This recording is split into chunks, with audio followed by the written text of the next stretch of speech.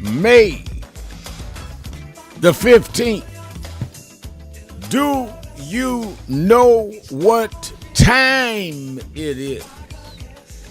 Yes, sir. Sharpton's time.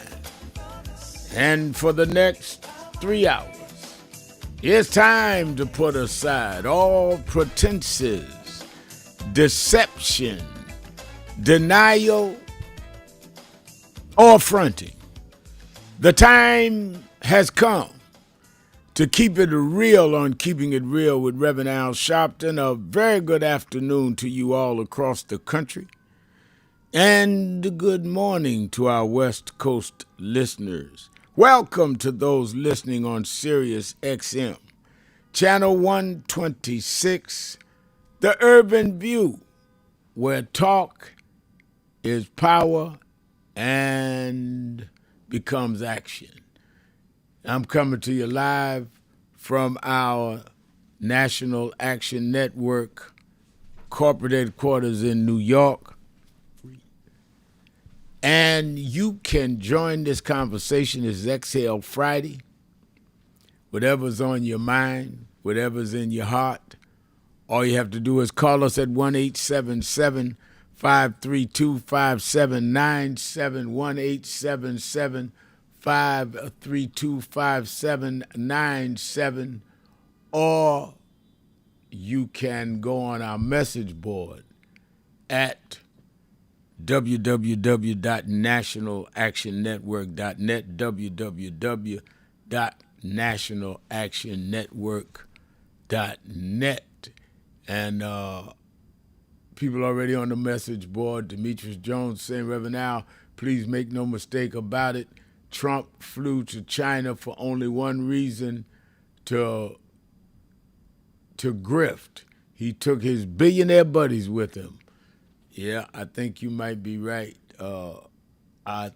In fact, I share the same view.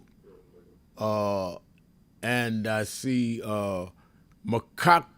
Makoko from Moses says, hello, Reverend Sharpton. I'm from Kenya in Africa. All right, glad to have you on. Deborah Fleming says, hi, Reverend Al. This is Deborah from North Carolina. I'd like for you to have Stephen A. Smith and Marjorie Taylor Greene on your show. I'd have both of them if they'd come on. Let me tell you, Deborah, I had Byron Daniels, who obviously is someone I disagree with. He's a MAGA guy. Had him on my TV show, and I asked him the hard questions.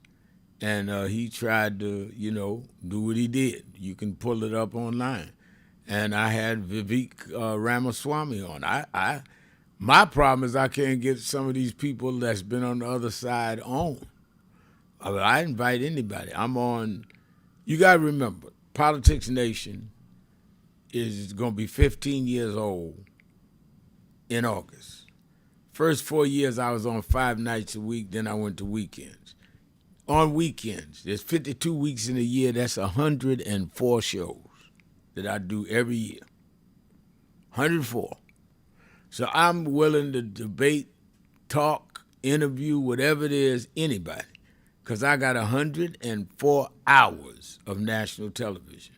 And I thank God for it and the people like you, because no other civil rights leader before me ever had that amount of time for that long. So I'm not trying to just put people on that agree with me. I want people on that disagree, because I want them to have an opportunity to lay out whatever it is, and I want to be able to respond either way. But I think people don't realize that you're talking about 104 shows a year. That's why I was saying to some friends of mine, making one press conference, one occasion looks different when you are doing 104 shows a year on radio 5 days a week for 20 years. So I don't even know how to do the math on that one. So I ain't looking to try to get no publicity. I'm going to have it on a mile note. On a mile week, I'm going to have all the publicity somebody else would want. So I'm looking at for what's going to make a difference. I ain't looking for a camera. I have camera every week. And that's when I'm not doing Morning Joe or Nicole Wallace or Ari Melvin. In fact, I'm doing Nicole Wallace today when I get off. So I'm on the air 3 or 4 times a week, 300 or 400 times a year. So I'm not searching the camera. God bless me with that. I'm not searching radio time. I got that. I'm searching for what we going to do with all this media to energize people and get people straight. So when people tell you anything else, now you can tell them, well, Redman just out there for a camera. Well, tell him, no, he already got a camera. He's on twice a week and 2 or 3 other shows a week, 104 shows minimum. Say you disagree with him. Say you don't like him. But you can't say that. And I'm saying all that to say, and I responded to the text, is that we find in black community that we'll look for the most petty excuse to be divided. And I think that it is very, very telling when people want to do that. So that's why I invite people like Byron on the show, and I'm gonna see if he'll come back. I asked him again. He's running for governor. He's a member of Congress. He's a MAGA black. I'd invite Stephen Smith. I'd invite.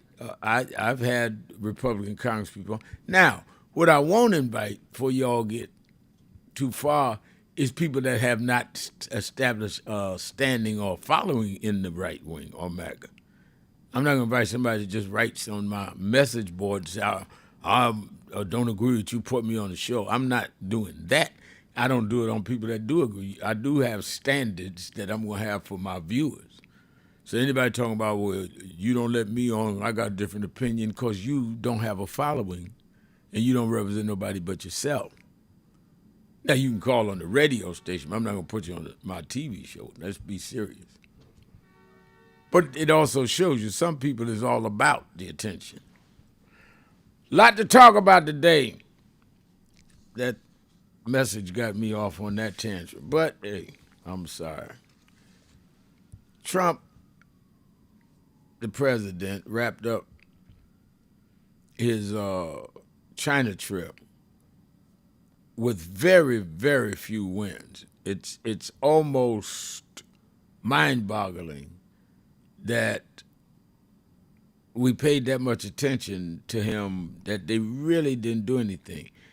It ended with, they were kind of warmed each other, but without any clear wins for the United States. The Iran war is still going on. The Strait of Hormuz is still closed.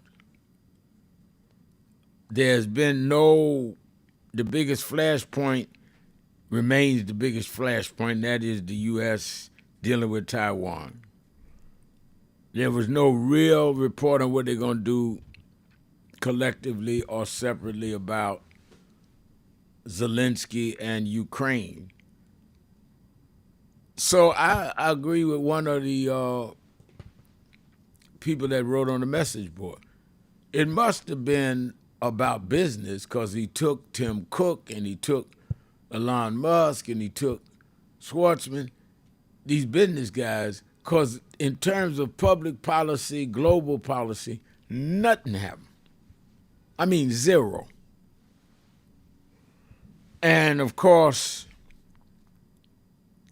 the domestic problem is that they're doing everything they can, Louisiana, Mississippi, Florida, Alabama, to go through this redistricting because now he is concerned. And I might be putting it lightly, that he may lose the Congress, which means he'd be then checkmated in everything he did.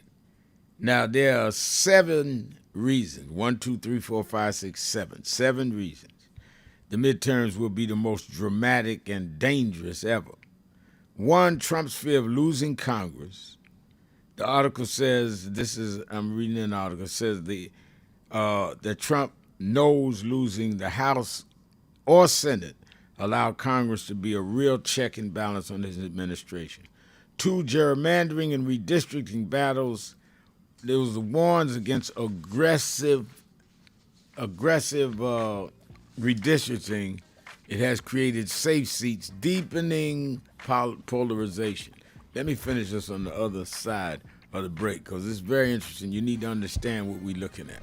Let's take a break. We'll be right back. Keeping it real. Exhale Friday. Sharpton. Be right back.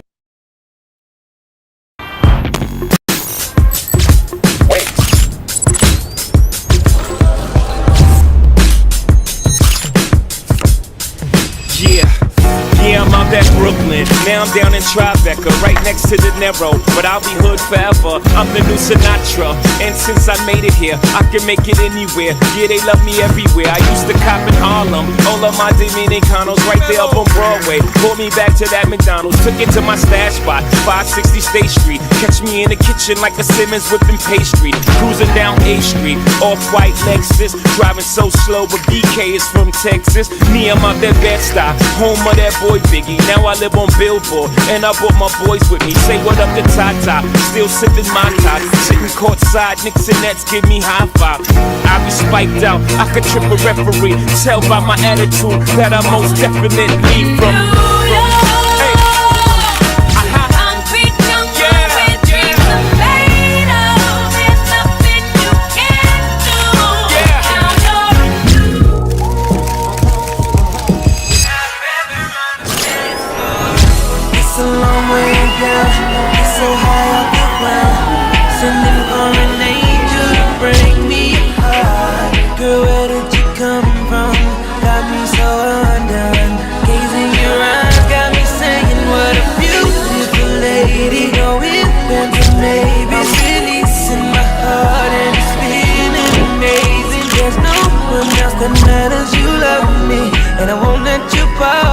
Don't get it twisted. Everybody hollering loud ain't saying something. We need activists that are at large, but we need those that will continue these institutions and these organizations.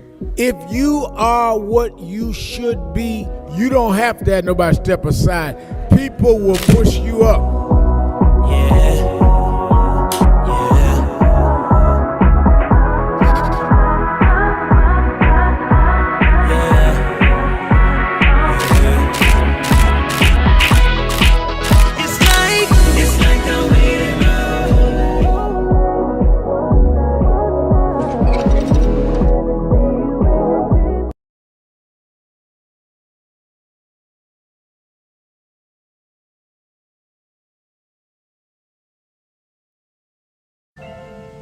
Thank God I was blessed to have both in my life.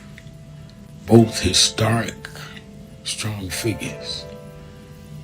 But if I misused them and listened to not only figures that are not as historic as them, but figures that had nothing to do with the calling and purpose of my life, I would live confused. I'd be double-minded. I'm clear. What I want you to do is be clear. Clear on who you are, why you are. And a lot of that will be exposed to you and others by who you are around and who you allow to enter your head. Keep people at a distance that only have a distant unclear vision of who you are and who you are supposed to be. They could be your blood relatives, but they could not be the ones that accompany you toward what you ought to be about tonight.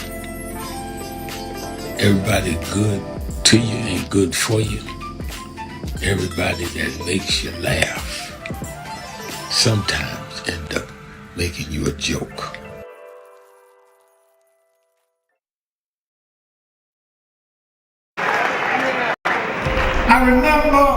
I was 12 years old. I was a boy preacher in the Church of God in Christ. Bishop Sheard knew my bishop, Bishop Washington. Bishop Washington, my mother was concerned I was getting into politics. They brought us to Reverend William Jones. His daughter's traveling with us. And Reverend Jones introduced me to Jesse Jackson. I became his youth director in New York at 13. I liked Reverend Jackson because he was a little hipper than the older preachers. He was 27, I was 13 by the time I became youth director. So he was like a father figure to me. When I got about 40, he said, quit calling me father, call me big brother. We went to the car center, and James Meeks and Jesse Jr. and I had dinner with him that night. And that's where he said to us, Al, Meeks, Jesse Jr., y'all are my disciples. And we said, disciples? And for years we joked each other. I'd come in the room and Junior said, here's disciple number one. But discipleship meant you carried forth the vision. The next day, he took me on the ferry to Goree Island, Mrs. Jackson. On Goree Island, he showed me where the slave camps were. And I will never forget, he said, Al, you see what that artifact is? I said, what's that? He said, they call it the door of no return. When you go through that door, you either made it to America to slavery, or you died in the Atlantic. The door of no return. But I talked to him about 3 years ago, and I reminded him, I said, remember you brought me to the door of no return? He said, yeah. I said, well, we did return. We returned the President of the United States, Barack Obama. We returned the Vice President, Kamala Harris. We returned with businessmen. They thought they sent us as slaves. We came back as global liberators. The problem is that too many of us did not join the movements that sponsored us. And there was a breakout in 2024 called Negro Amnesia, where you forgot where you came from and forgot how you got where you got. Therefore, they're trying to take back everything you had.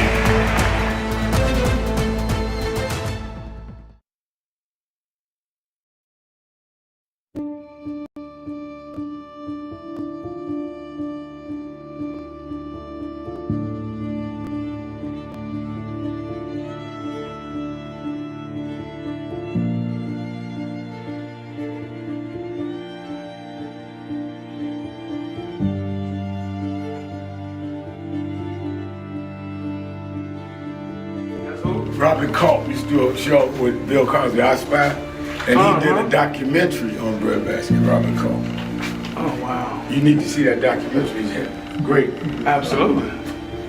I lived this. I didn't read this. I lived it. I was there. You true to this? I'm true to this. Not new to this. I ain't new to this. Walter Phone Troy, you see He was, Jack O'Dell was one of the guys that Kennedy warned Dr. King about. He said he was a communist.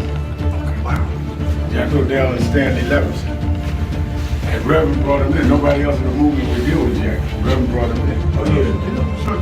Just us. Just us. But there's stories behind all of it. It didn't just happen. But I am somebody. I may be on welfare, but I am somebody. I may be in jail, but I am somebody. I may be an educator, but I am somebody.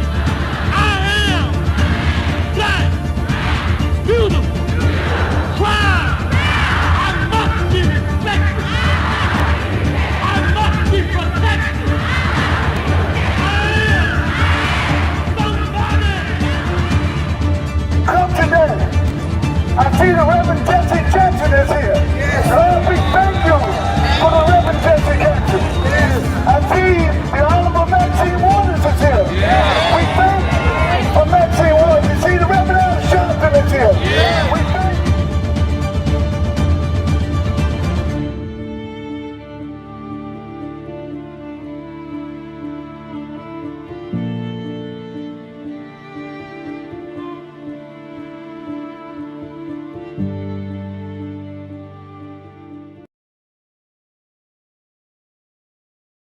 Oh, keeping it real. I'm your host, Reverend Al Sharpton, XL Friday.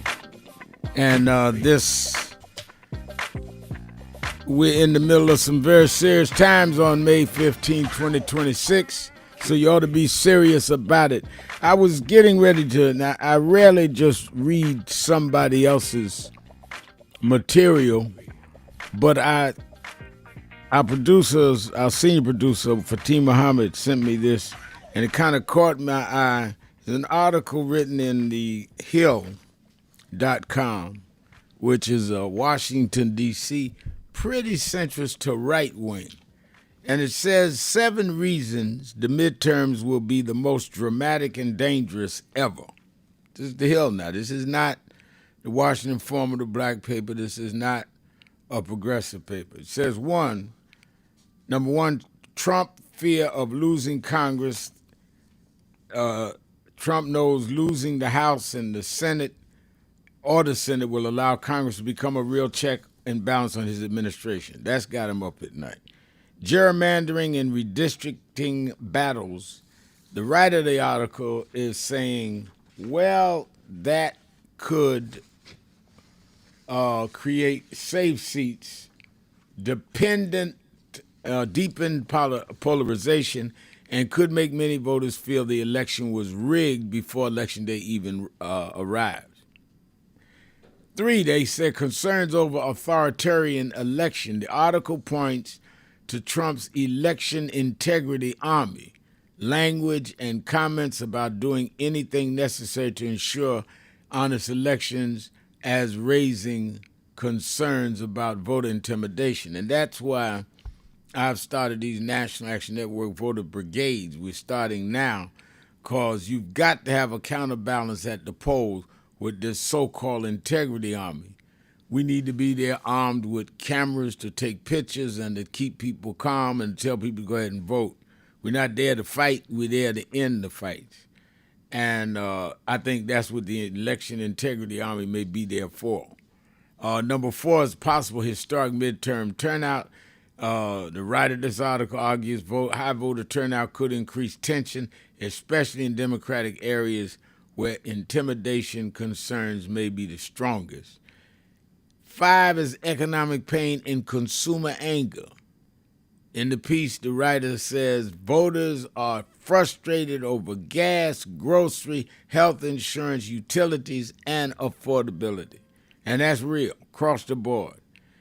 AI misinformation, fake AI-generated ads and targeted misinformation could confuse voters and influence closer races. That's why I'm really on these AI companies that they've got to let us deal with, not let us, but work with us to deal with educating AI on a community basis in our churches and our community centers, having workshops so people will know how to use AI and how to discount false AI. That's a need. I'm not for regulating or deregulating. I want them to fund basic training on AI, like they're doing with the teachers. And number 7, the voter feeling powerless and distrustful. And that is real. And I was surprised when Fatim sent it to me because this is not a left wing or even liberal. I think I'm being kind saying centrist paper. It's saying what this whole situation is facing. So we have the midterms on us. We have what is going on with redistricting all over the South. And Governor Andy Beshear, who's going to be on Politics Nation on Sunday. He's governor of Kentucky. Many think he's going to run for president. And he says racism, quote, I'm quoting him now, racism still exists in America as the South draws black voters out of power. And Beshear came out and said that. I want to know where the other potential presidential candidates are. Call it straight out. He said, wait a minute, this is still racism, and I'm a Southerner, Southern white from Kentucky. I thought that was very interesting, and You that came to the National Action Network convention, Bashir was one of the 10 potential candidates for presidents that came. And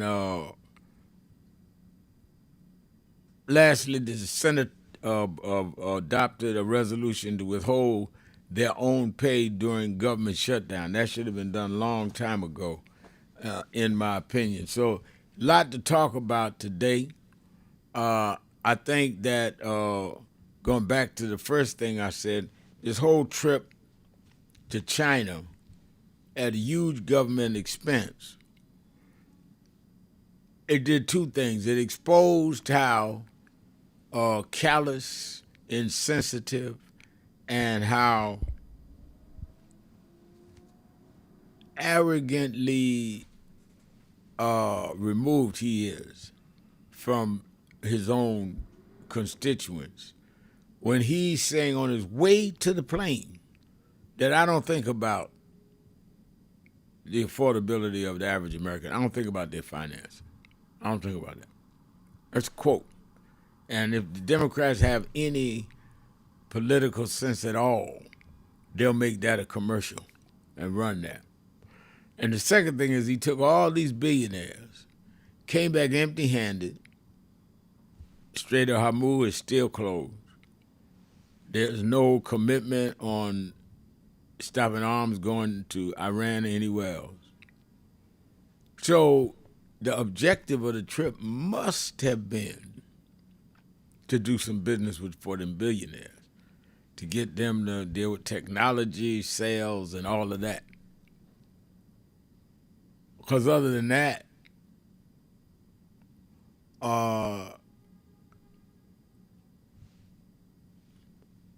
what was the point? Adam Smith says ABC. Adam Smith on our message board says ABC News reporting that Trump told Xi Jinping that he doesn't need favors from China to help with Iran. Well, then, what? I think that it is, in my opinion, crazy.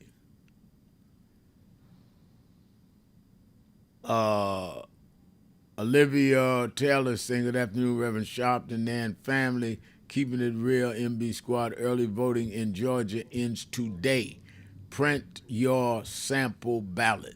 Yes, and Keisha Lance Bottoms, who is the Republican candidate, the Democratic candidate for governor, to face the Republican candidate because term limits has Kemp out. She's ahead in the polls. We'll see what the results are. She'll be on Politics Nation tomorrow night, Keisha Lance Bottoms. So let me say, while I'm saying that, watch Politics Nation with Al Sharpton live at 5 p.m. both tomorrow, Saturday, and Sunday. Tomorrow, as I said, I'm going to have Keisha Lance Bottoms, who appears that she will probably be the Democratic nominee in Georgia. I'm going to talk to her about her race, but also about their gerrymandering all over, including Georgia. I'm going to also have on David Dennis and Bosdy Gilchrist about the original Freedom Riders. This their 65th anniversary. They are the ones that didn't get the headlines, but they were the ones that did interstate travel, got beaten, some killed, breaking the grip of apartheid in America. I'm going to have one of the original Freedom Riders on tomorrow night, and certainly, as I said, Keisha, Lance Bottoms, and others on the show. Then Sunday, among my guests, is I'm going to have, of course, Governor Bashir, as I said, of Kentucky, and I'm going to have the state representative Gina Hinosa, and she's the latest in the Texas race for governor. And that's going to be Senate race we know is going to be interesting. The governor's race there's a governor's race in Texas. I want her on the record on what she's saying about them drawing these lines in Texas and all across the South. These are just some of the guests I'm going to have this weekend. Make sure you watch Politics Nation with Al Sharpton live at 5 p.m. Eastern Time. And, of course, I've been on the phones to get these heavyweights on. Let's take a break. We'll take a break and be right back. It is Exhale Friday. I'm going to the phones, 1-877-532-5797. Sharpton, keeping it real. I'll be right back.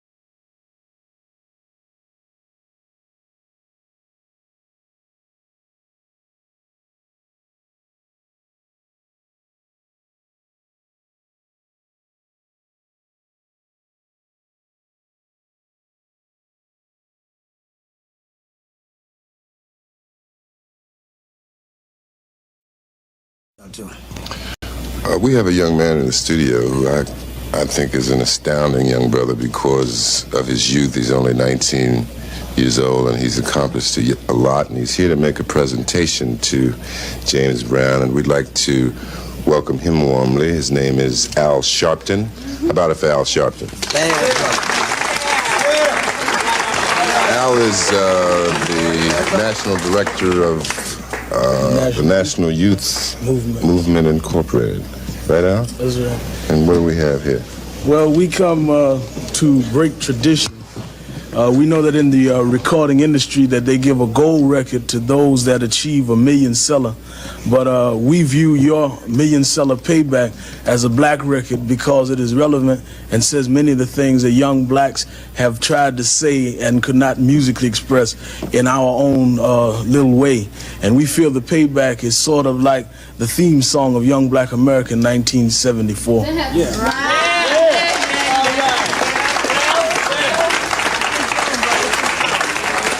Now, before you go into the title tune of your latest album, you have a special guest. Yeah, I do have a special guest, a young lady. That's going to perform with you? Yeah, she's going to.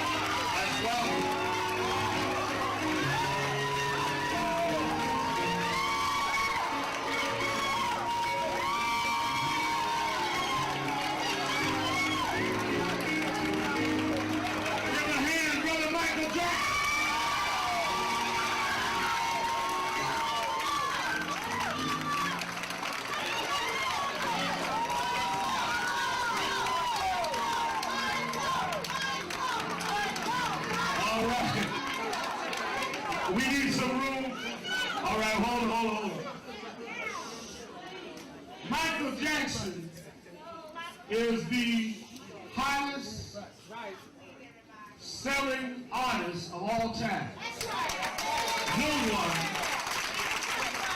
No one has sold more records in the history of the planet than Michael Jackson.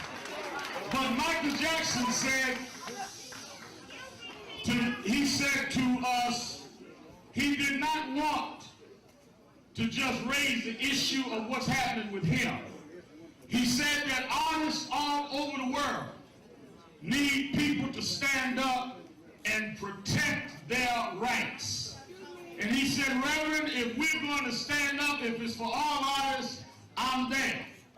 As you know, there's a big rally his fan club is doing this afternoon, but he said, I'm coming to Harlem this morning to meet with community leaders because we want justice in the music industry for all artists. Now there'll be some that say, oh, Michael, are you doing this only because of your situation? Michael came to Harlem 2 months ago for the DNC. Now he comes for his own peers because we discussed it. Kathy and I talked about how we watched James Brown struggle, Little Richard struggle. We've seen artists, black and white and Latino struggle. Somewhere this has to stop. We do not buy records. We do not buy CDs to give money to the company. We buy it to support the artists that we like. And we want the artists to be free. We don't want the companies bigger than the artists. We want the people respected and the stars that we make stars to shine in the galaxy for us. And let me say this is the 4th of July weekend. Michael Jackson is an American story. Him and his family rode from Gary, Indiana, to where he's an icon all over the world. Didn't no one give him anything.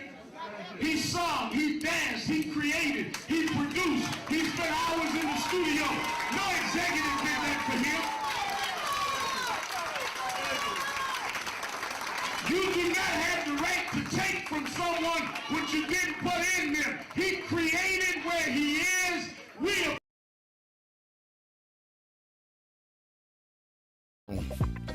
I am your host, Reverend Al Sharpton. It's Exhale Friday, whatever's on your mind, whatever's in your heart. And Akeem Smith is on the message board saying Reverend Sharpton, Clarence Carter, stroking passed away. Clarence Carter was a great artist, and I should have mentioned it. I didn't know him well. I think I met him once or twice, but I really enjoyed his music. Thank you, Akeem, for giving us that. James Thomas says, I'm not surprised Bernie Sanders said that he does not support reparations. He said it at the 2019 NAN convention, yet people follow him blindly as he criticized Vice President Harris and other Democrats. Olivia Taylor said it. Well, I can say this. I've dealt with Bernie Sanders. He's a likable guy. We agree on some things. He did say, though, in 2019 NAN, he would not support reparations. He did say that. And he was critical of Kamala Harris. That is true. And I'm waiting for him to come out strong on this voting rights thing. I keep saying, and I know it gets some of y'all annoyed, but I keep saying, when we call people progressive for who? Progressive to me means it's going to make progress for me and my community and my family.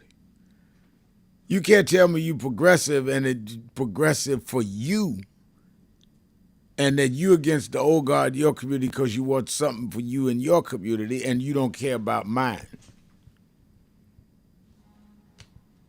Let's go to the phones. This is Exhale Friday. I said the shows and who's going to be on this weekend, and I'll repeat them again in a little while. But I also want you to know I will be at the Saturday Action Rally in Harlem in the morning. I'll be there 9 a.m. until 11 a.m. at the historic Mother AME Zion Church. It's our Saturday Action Rally. And it's on 137th between Lenox and 7th. You in the tri-state area or visiting, you should be at the rally in the morning. You that are not in the area, you can watch it live on Impact Television. You can watch it live on live stream at nationalactionnetwork.net.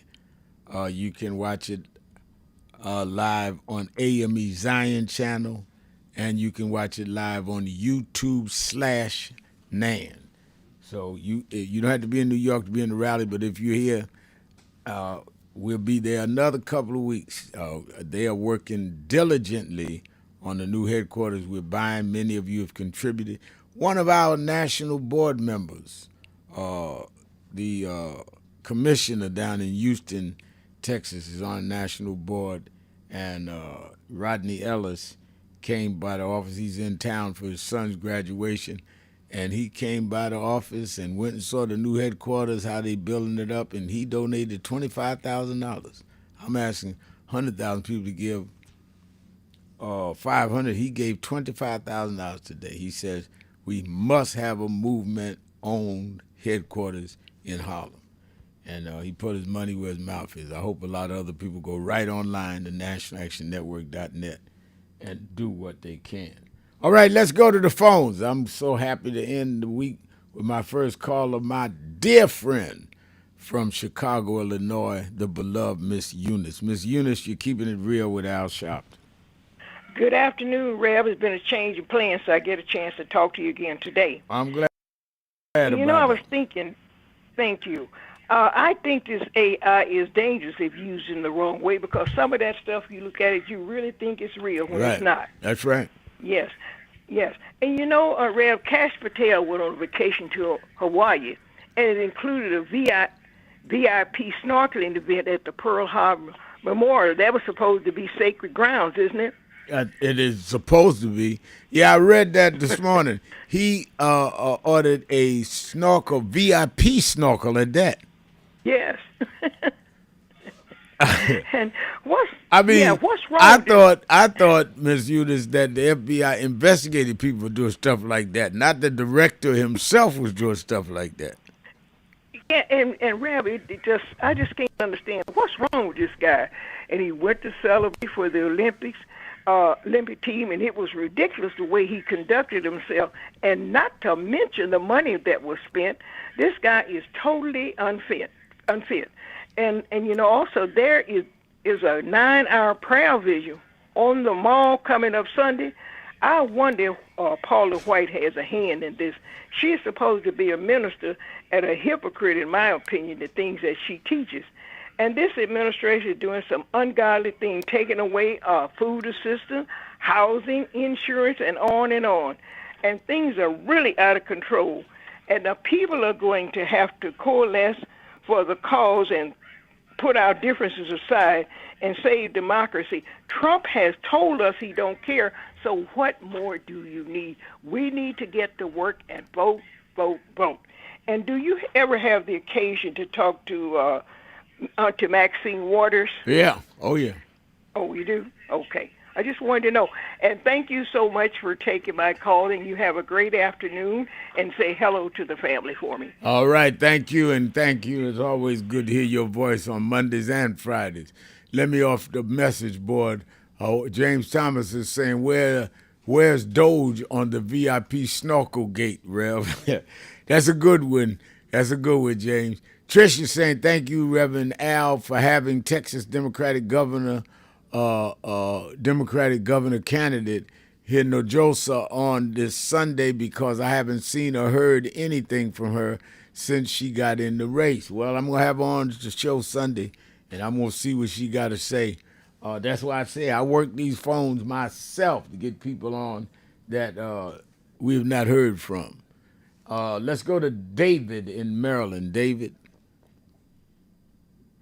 Yes, and thank you, Reverend, for taking my call. I've just got a couple of questions. As President Trump comes back home, what's going to happen to the blockade, all those ships we got over there taking up massive amounts of money every day to maintain? What's going to happen to the blockade, and what is going to happen to all those ships sitting out there ready to go through the straits? I understand, I went on line that Iran is letting certain ships come through to keep fueling them. They're burning hydrocarbons. We burning hydrocarbons like crazy. People are getting sick. He's talking about the 18 cents tax reduction. I mean, where are the American people benefiting from all of that? And if you could ask some of those people these questions, I appreciate it. I definitely will. Thank you for your call. I definitely will have those questions asked because I don't know the answer, and it makes no sense. All this hoopla, all this money. Can you imagine the money they spent just on these Chinese trips while people's gas is going up from $4.50 up and all kinds of stuff? Yeah, I definitely will be raising those questions as I had everybody on this weekend. Still Bill in Cincinnati, The Buzz. You're keeping it real with Al Sharpton. This is the day the Lord has made, and I will rejoice and be glad in it. Good afternoon, Reverend. Good afternoon. I would like to send a condolence to the family of Clarence Carter. Yep. I've been requesting this song, Slip Away, to me, which is one of his best songs, I think. It's definitely a loss. And a loss of an opportunity to meet such a great artist. And I want to send a shout out to Lincoln Ware, Terrence Howard, and the staff of WBBZ The Buzz, to where I listened to this excellent show, and to your daughter Dominique, who hosted the show Monday, who I missed being able to talk to, but I listened to the show. And she is your right arm person in crime, Reverend. So I know you got a lot of calls, so I'm just going to send off. Thank you very much for the opportunity. Bye. Bye-bye. Thank you for your call, as always. Yeah, I think that it is imperative that, we deal with these issues, and we deal with them forthrightly. And that's why talk radio in our community is so important. And that's why when they began peeling away talk radio, I said, no, thank God for Kathy Hughes and Alfred Liggins. I'll keep my show. They said, you'll do it 3 hours a day, 5 days a week, and 1 hour on Sunday morning on the FM? Yes, because the way we were able to energize our community to renew the Voting Rights Act and put the pressure on during the late 70s and the 80s, when I started coming of age in the 90s, is we had talk radio. We could talk to our people. There are very few talk radio shows now, even less talk shows on television. I try to do both because I try to get the information out there and the debate out there. Otherwise, our people are going to be ill-informed or uninformed because the right wing has saturated the cable television market and radio. We cannot let that happen. They're now going heavy into podcasts. We're going to do that too.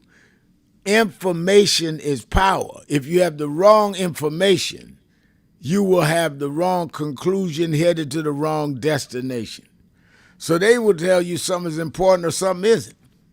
I remember the adjectives that they use. You need to be aware of. They will say the influential so-and-so said this about Donald Trump, and he's black. But the controversial Reverend Al Sharpton said this about it.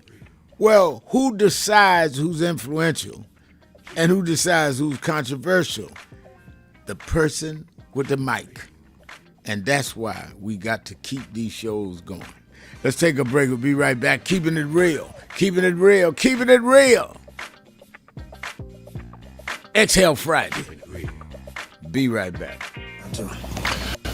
We have a young man in the studio who I think is an astounding young brother because of his youth. He's only 19 years old and he's accomplished a lot, and he's here to make a presentation to James Brown, and we'd like to welcome him warmly. His name is Al Sharpton. How about it for Al Sharpton? Al is the national director of the National Youth Movement Incorporated. Right, Al? That's right. And what do we have here? Well, we come to break tradition. We know that in the recording industry that they give a gold record to those that achieve a million seller.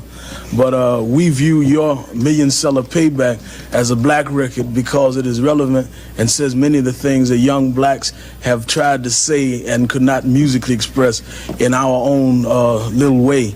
And we feel the payback is sort of like the theme song of Young Black America in 1974. Yeah.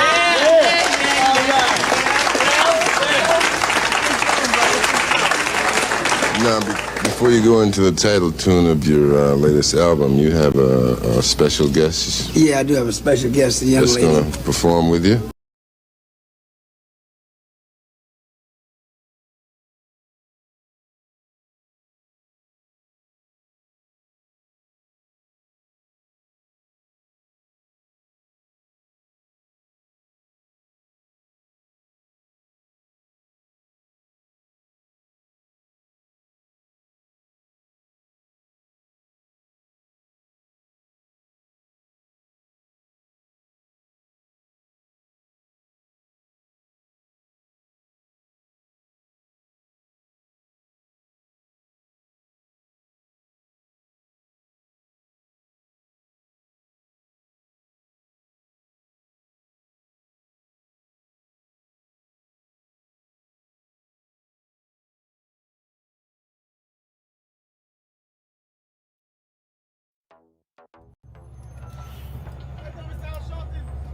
How you doing?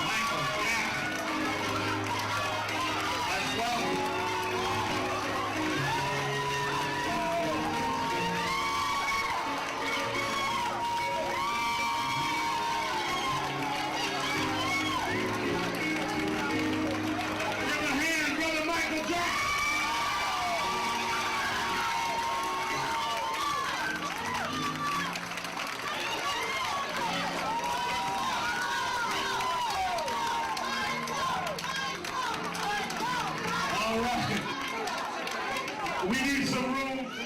All right, hold on. Michael Jackson is the highest selling artist of all time. No one has sold more records in the history of the planet than Michael Jackson. But Michael Jackson said to us, he did not want to just raise the issue of what's happening with him, He said that artists all over the world need people to stand up and protect their rights. And he said, Reverend, if we're going to stand up, if it's for all artists, I'm there. As you know, there's a big rally his fan club is doing this afternoon. But he said, I'm coming to Harlem this morning to meet with community leaders because we want justice in the music industry for all artists. Now there'll be some that say, oh, Michael, are you doing this only because of your situation?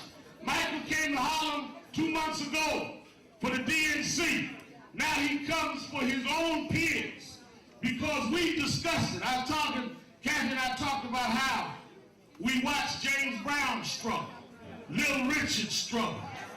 We've seen artists, black and white and Latino struggle. Somewhere this has to stop. We do not buy records. We do not buy CDs to give money to the company. We buy it to support the artists that we like. And we want the artists to be free. We don't want the companies bigger than the artists. We want the people respected and the stars that we make stars to shine in the galaxy for us. And let me say this is the 4th of July weekend.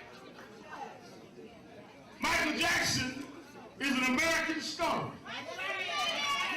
Him and his family rode from Gary, Indiana, to where he's an icon all over the world. Didn't no one give him anything. He sung, he danced, he created, he produced, he spent hours in the studio. No executive did that for him.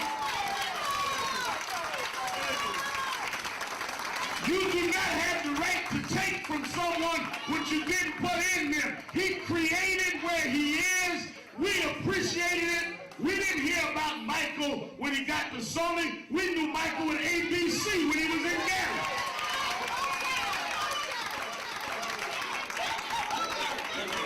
They got thrilled when he did Thriller. We was already thrilled.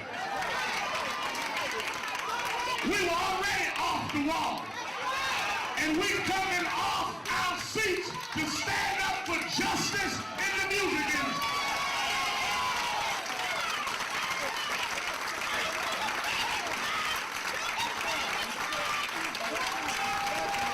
And let me say one more thing. I don't need that loud talking now. We're on the rail. I want people to hear the message. Let me say something.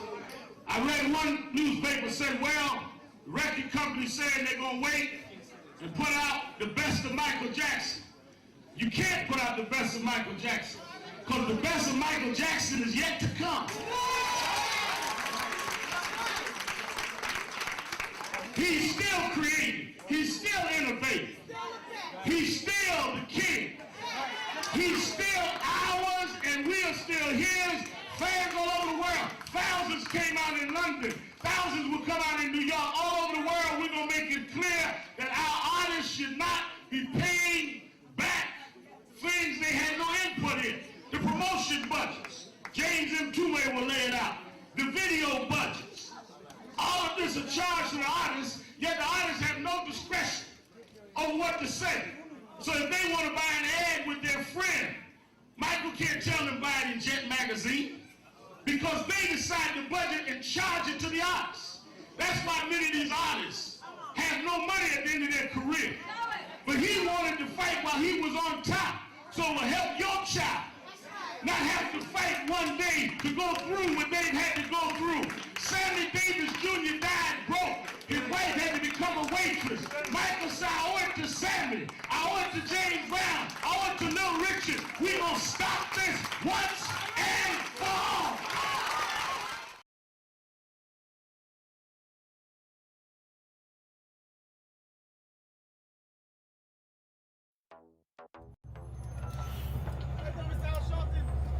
How you doing?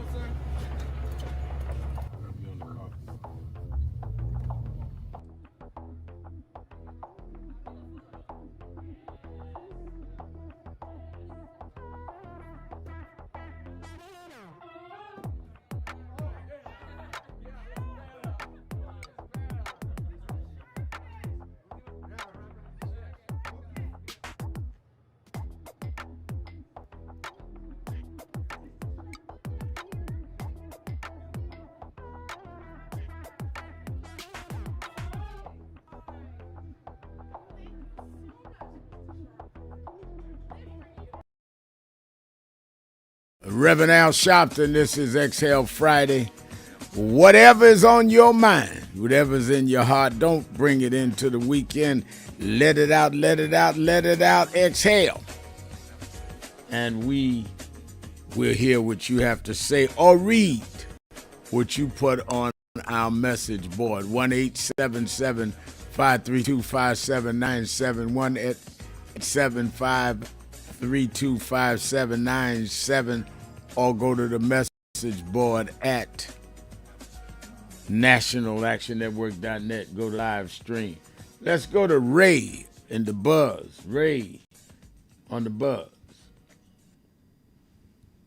Yes, sir. Thanks for taking my call, Rev. Happy Friday to you. Rev, let me say this.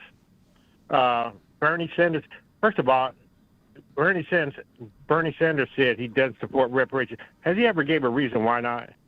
Do you know of? No, not to my knowledge. I know with the call, the person online that wrote that is correct that he said it at our convention, and I think it was about 10 presidential candidates that year that was running, and he was the only one that said no, he supports something else. He gave another what he considered way of dealing with historic slavery, but it was not reparations.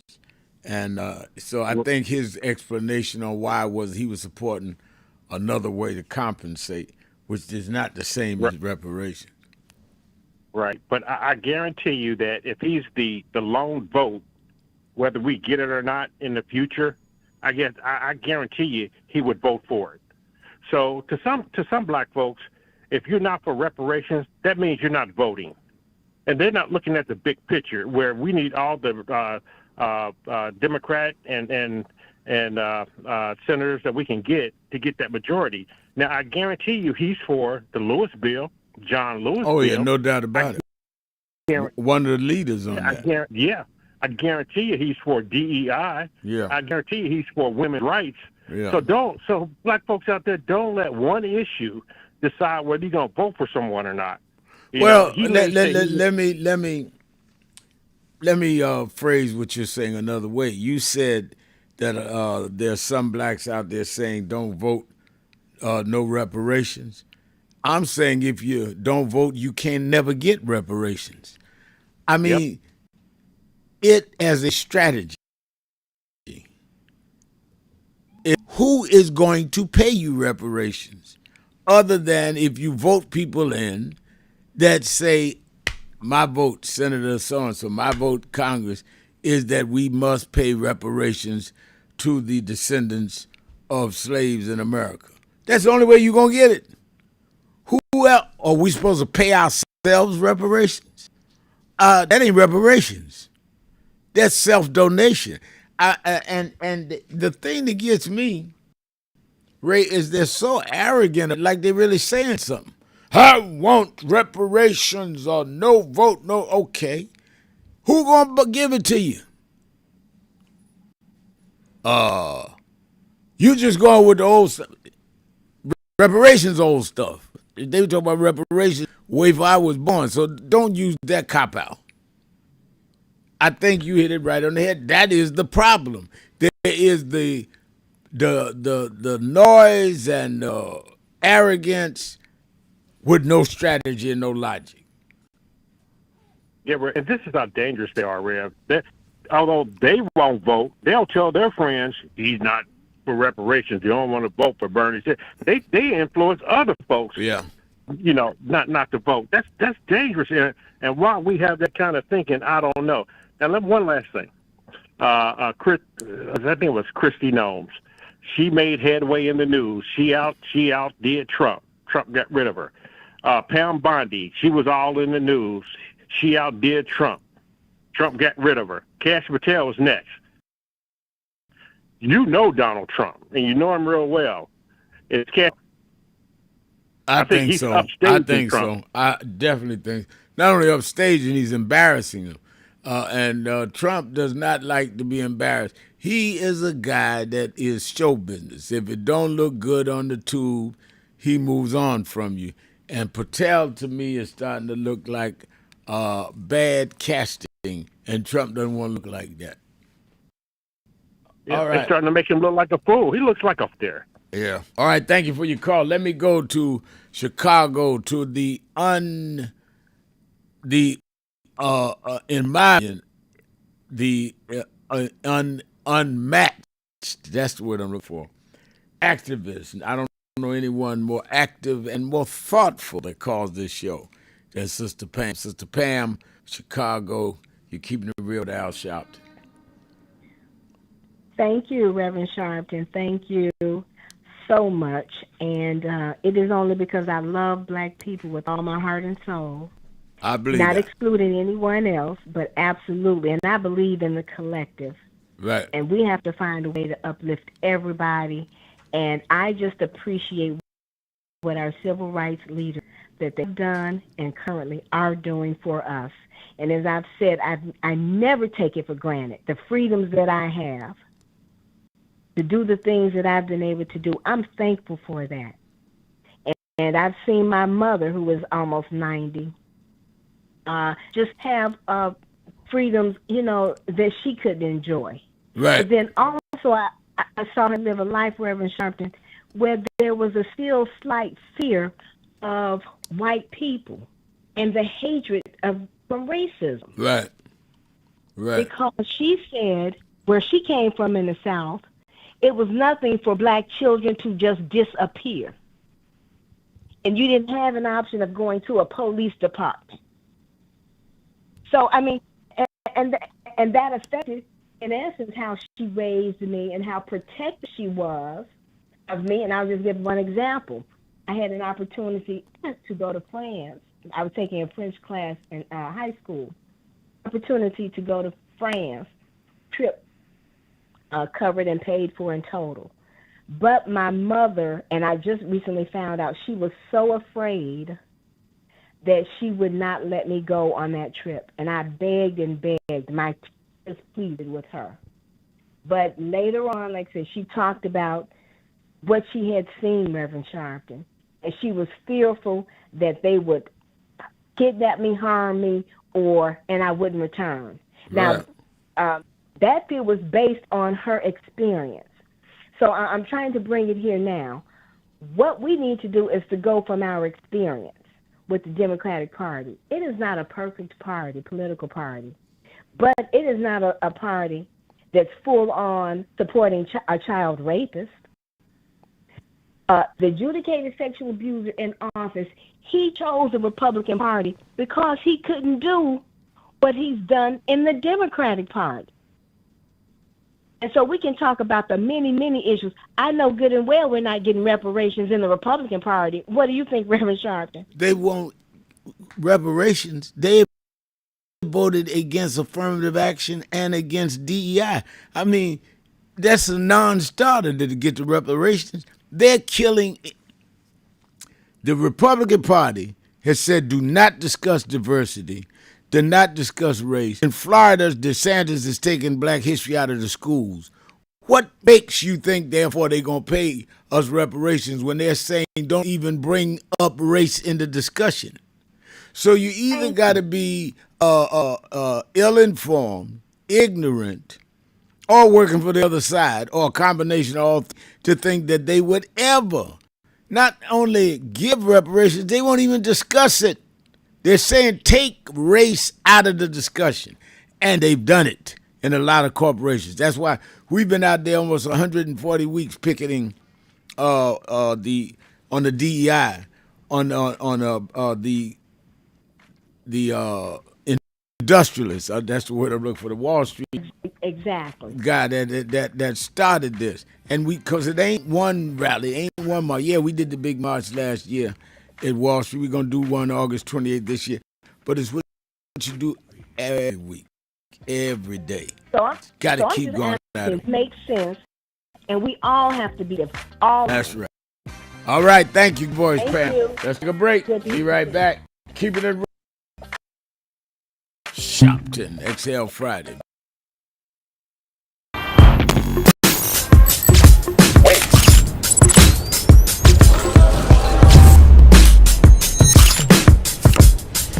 Yeah, I'm out that Brooklyn. Now I'm down in Tribeca, right next to De Niro. But I'll be hood forever. I'm the new Sinatra. And since I made it here, I can make it anywhere. Yeah, they love me everywhere. I used to cop in Harlem. All of my Dominicanos right there up on Broadway. Pulled me back to that McDonald's. Took it to my stash spot, 560 State Street. Catch me in the kitchen like a Simmons whipping pastry. Cruising down A Street, off-white Lexus. Driving so slow, but BK is from Texas. Me, I'm out that Bed-Stuy, home of that boy Biggie. Now I live on Billboard, and I brought my boys with me. Say what up to Tata, still sipping my top.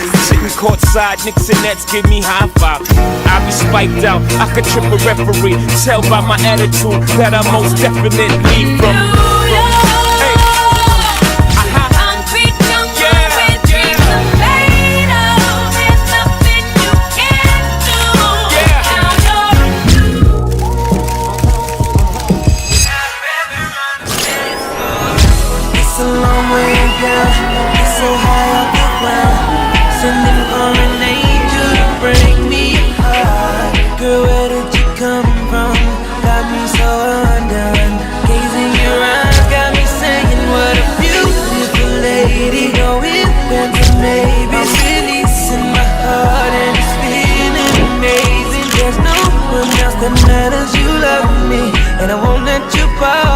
Don't get it twisted. Everybody hollering loud ain't saying something. We need activists that are at large, but we need those that will continue these institutions and these organizations. If you are what you should be, you don't have to have nobody step aside. People will push you up.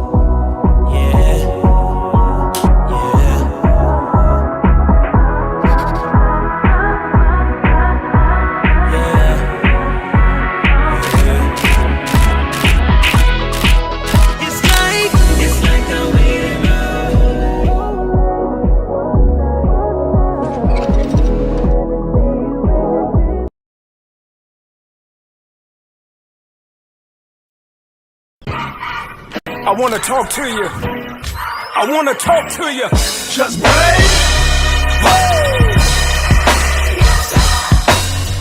I believe that. Good morning, everybody. I hope the coffee has kicked in by now. I want to start by thanking your leader, the Reverend Al Sharpton, and everyone at the National Action Network for 35 years of standing up for civil rights and opportunity for everyone. And I couldn't be more grateful for the way that you have blessed the lives of so many, including mine. As we look today on King Day, let us not forget that we had to struggle to even have this day. They did not wake up one morning and say, let's give a federal holiday to Martin Luther King. People petitioned, people marched.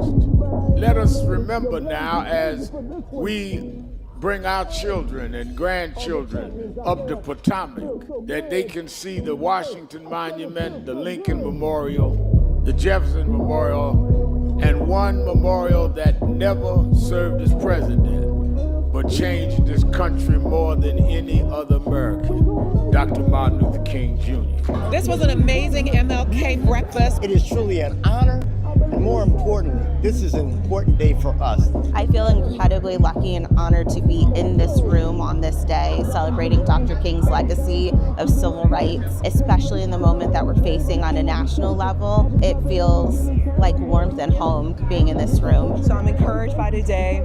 I'm encouraged that we're getting out, we're protesting, but more needs to be done. We need to lean in. And let's keep fighting because the job is not done here. And I just feel so honored to get this award. It's not about getting an award, it's about doing the work. And let's keep up with the work.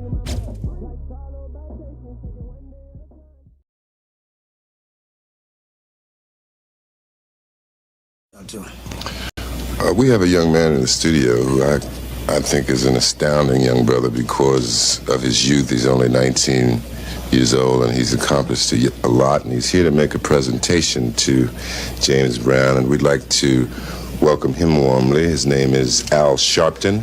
How about it for Al Sharpton?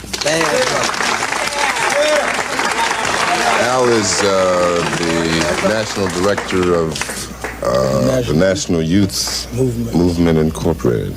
Right, Al? That's right. And what do we have here? Well, we come to break tradition. We know that in the recording industry that they give a gold record to those that achieve a million seller. But we view your million seller payback as a black record because it is relevant and says many of the things that young blacks have tried to say and could not musically express in our own little way. And we feel the payback is sort of like the theme song of Young Black America in 1974. Yeah.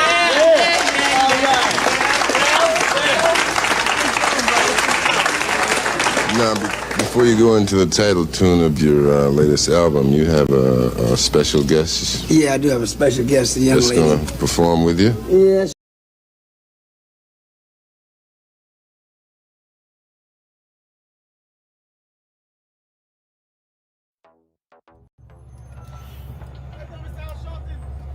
How you doing?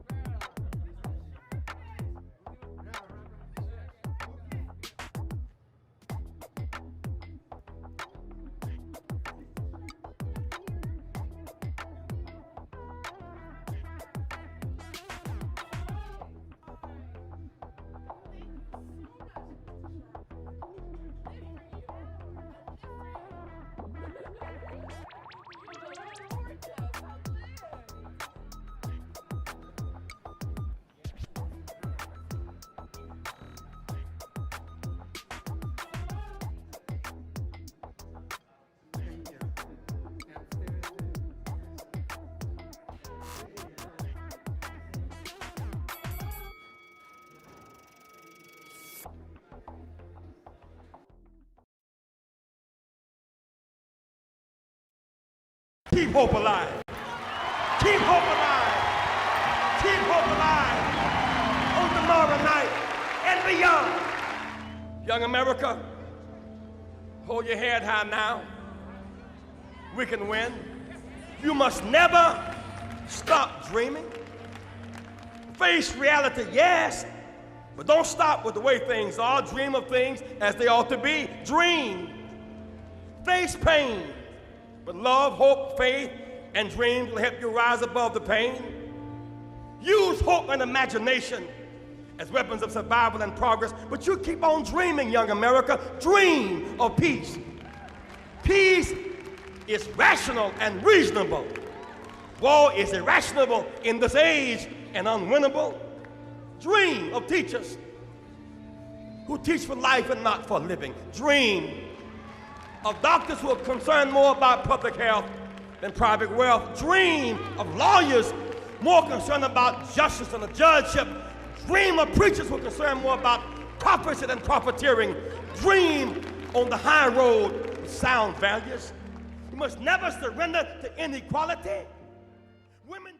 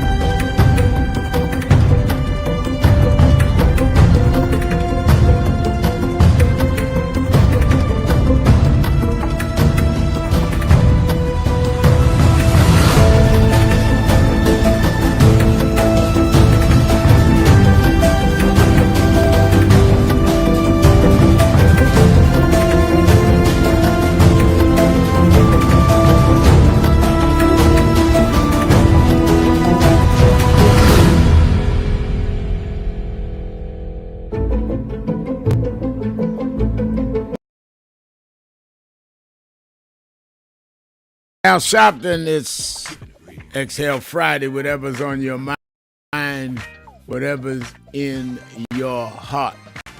And James Thomas has said, on the message board said, James Brown told Black America to shoot the shot. And some black folks are failing at that point. We better get over before we go under. That's sure James Brown. People, we got to get over before we go under. That was one of his lyrics. I think I was in the studio that night he did that. You know, I used to travel with him sometime like his son. You know, they put media, I used to be his road manager. He would never let me be his road manager. Reverend, you a preacher, you stay in your thing. You just help me do what I do personally and counsel me. And he was like a father to me. And I think I was in studio that night. He did that song. Let's go back to the phones, 1-877-532-5797, or you can go on the message board to nationalactionnetwork.net and go on the message board. Let's go to MC in Virginia. MC, you're keeping it real with Al Sharpton.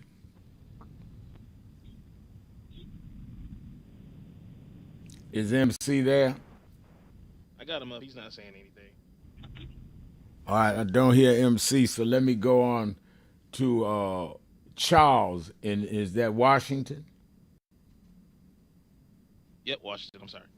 Yeah, Charles, you're in Keeping It Real with Al Sharpton. Yes, sir, my brother Al. Always bringing you love from Union Temple Baptist Church. Yes, sir. Brother, now let me tell you something, man. You said this before, my brother. This just can't be about rhetoric.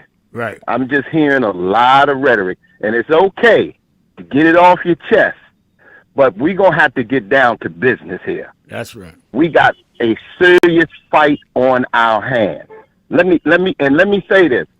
You came on this station and you put the numbers out there about the election, and you did it because it was a stigma being put that black men voted for Trump. So you came with the real numbers and let the listeners know that he won that election and swung it on the votes of the Latino males, right, with 43%, and white women with 69%. They gave him more votes the second time than they did the first time. That's the right. White women and Latino men. So let's make it clear who the message need to go to. So when our sister, if she decides to run again, you don't have to get on our told you so mission when it comes to black folks, because we don't support him. We didn't vote for him either. He got the same amount of black votes that he got before. So you know we got our MAGA blacks. Okay, so they gave him what they always going to give him. And we ain't got time to be even worrying about them. We got work to do. We need to start organizing. We need the watchee need to watch the watcher. So if they're going to put National Guards and ICE and all of them on these voting places, then we need to put teams to watch them. That's right. To make sure, because they the ones, Brother Al, that got to play dirty to win. They know they're going to lose the House and the Senate, so they got to play dirty. Now, let me say this lastly. When we get to this reparations conversation, okay, Gaddafi offered reparations in 1986, $1 billion to Minister Farrakhan. This government said, not on my watch. So they said that he couldn't take, no American citizen could take money from a rogue nation. So now reparations was coming outside of them where it wouldn't even cost them $1, and they rejected it. And now Bill Clinton was the president in 96, but it was a controlled House and Senate by the Republicans, his second term. So do y'all recognize the fight? Do you hear the fight that I'm talking? This is no game we playing.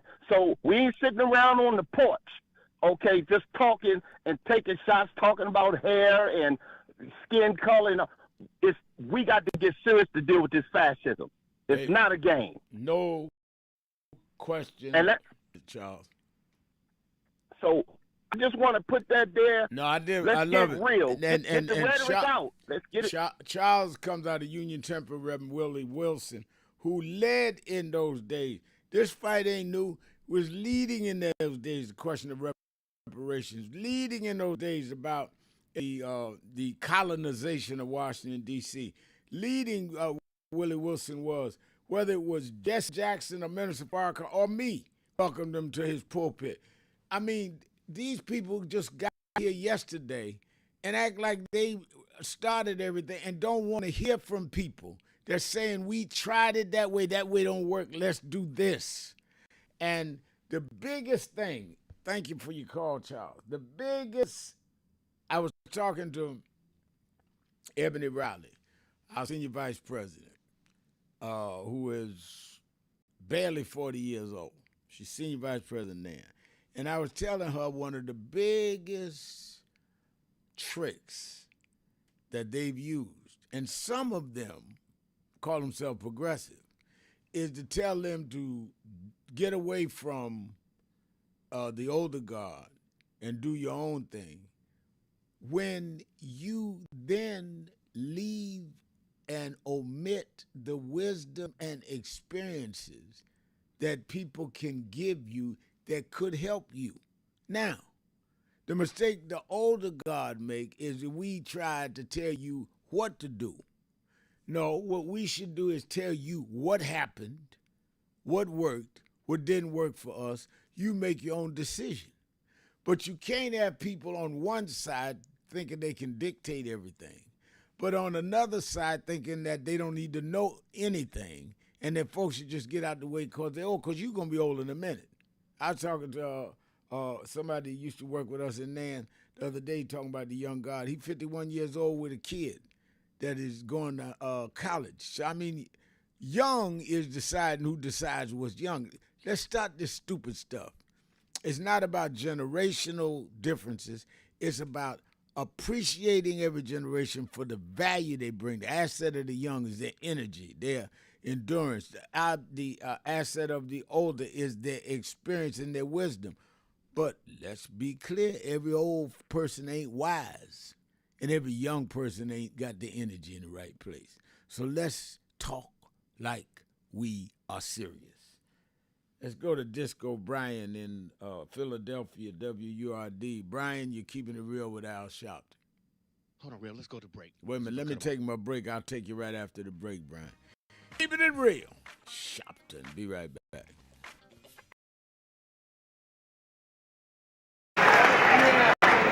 I remember I was 12 years old. I was a boy preacher in the Church of God in Christ. Bishop Shear knew my bishop, Bishop Washington. Bishop Washington, my mother was concerned I was getting into politics. They brought us to Reverend William Jones. His daughter's traveling with us. And Reverend Jones introduced me to Jesse Jackson. I became his youth director in New York at 13. I liked Reverend Jackson because he was a little hipper than the older preachers. He was 27, I was 13 by the time I became youth director. So he was like a father figure to me. When I got about 40, he said, quit calling me father, call me big brother. We went to the Car Center, and James Meeks and Jesse Jr. and I had dinner with him that night. And that's where he said to us, Al, Meeks, Jesse Jr., y'all are my disciples. And we said, disciples? And for years we joked each other. I'd come in the room and Junior say, here's disciple number one. But discipleship meant you carried forth the vision. The next day, he took me on the ferry to Goree Island, Mrs. Jackson. On Goree Island, he showed me where the slave camps were.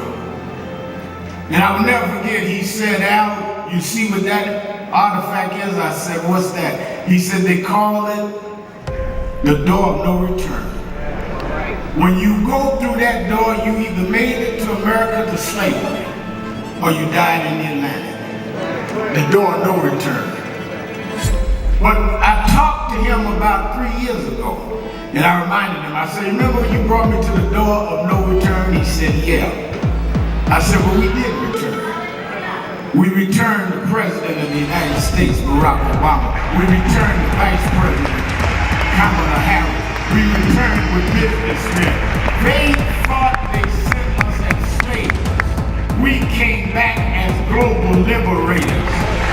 The problem is that too many of us did not join the movements that sponsored us. And there was a breakout in 2024 called Negro Amnesia, where you forgot where you came from and forgot how you got where you got. Therefore, they're trying to take back everything you had.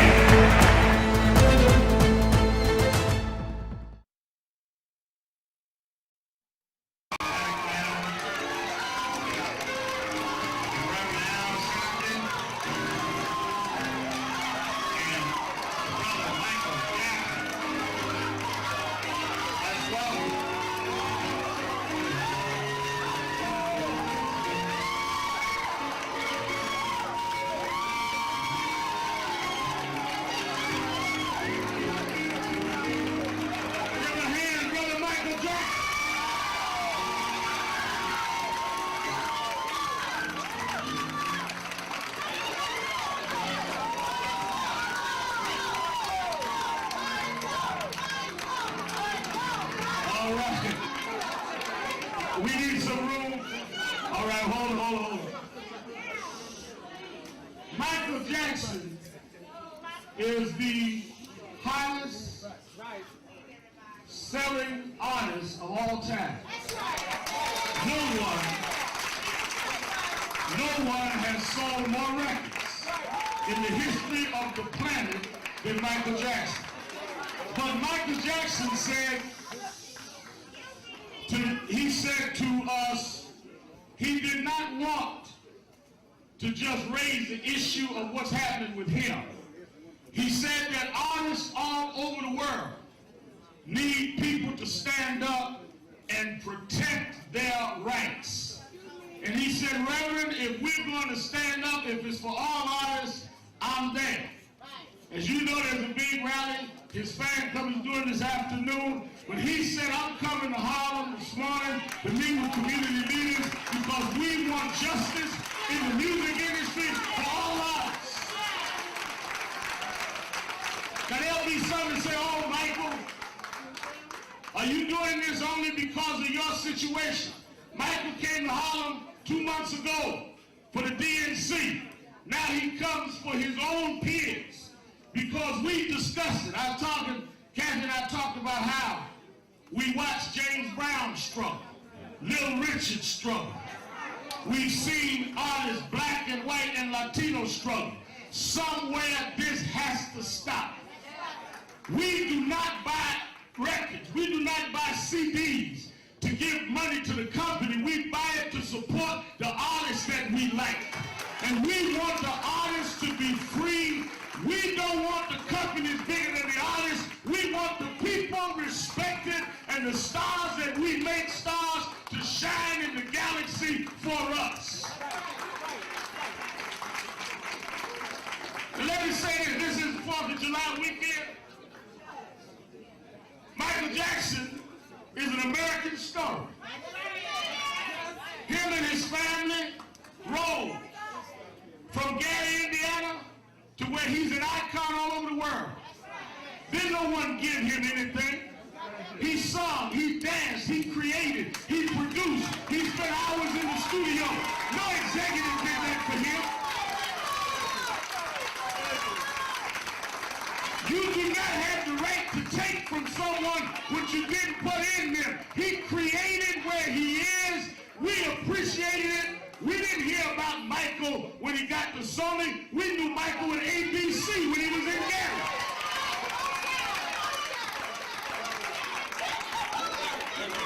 They got thrilled when he did Thriller. We was already thrilled. We were already off the wall. And we're coming off our seats to stand up for justice in the music industry.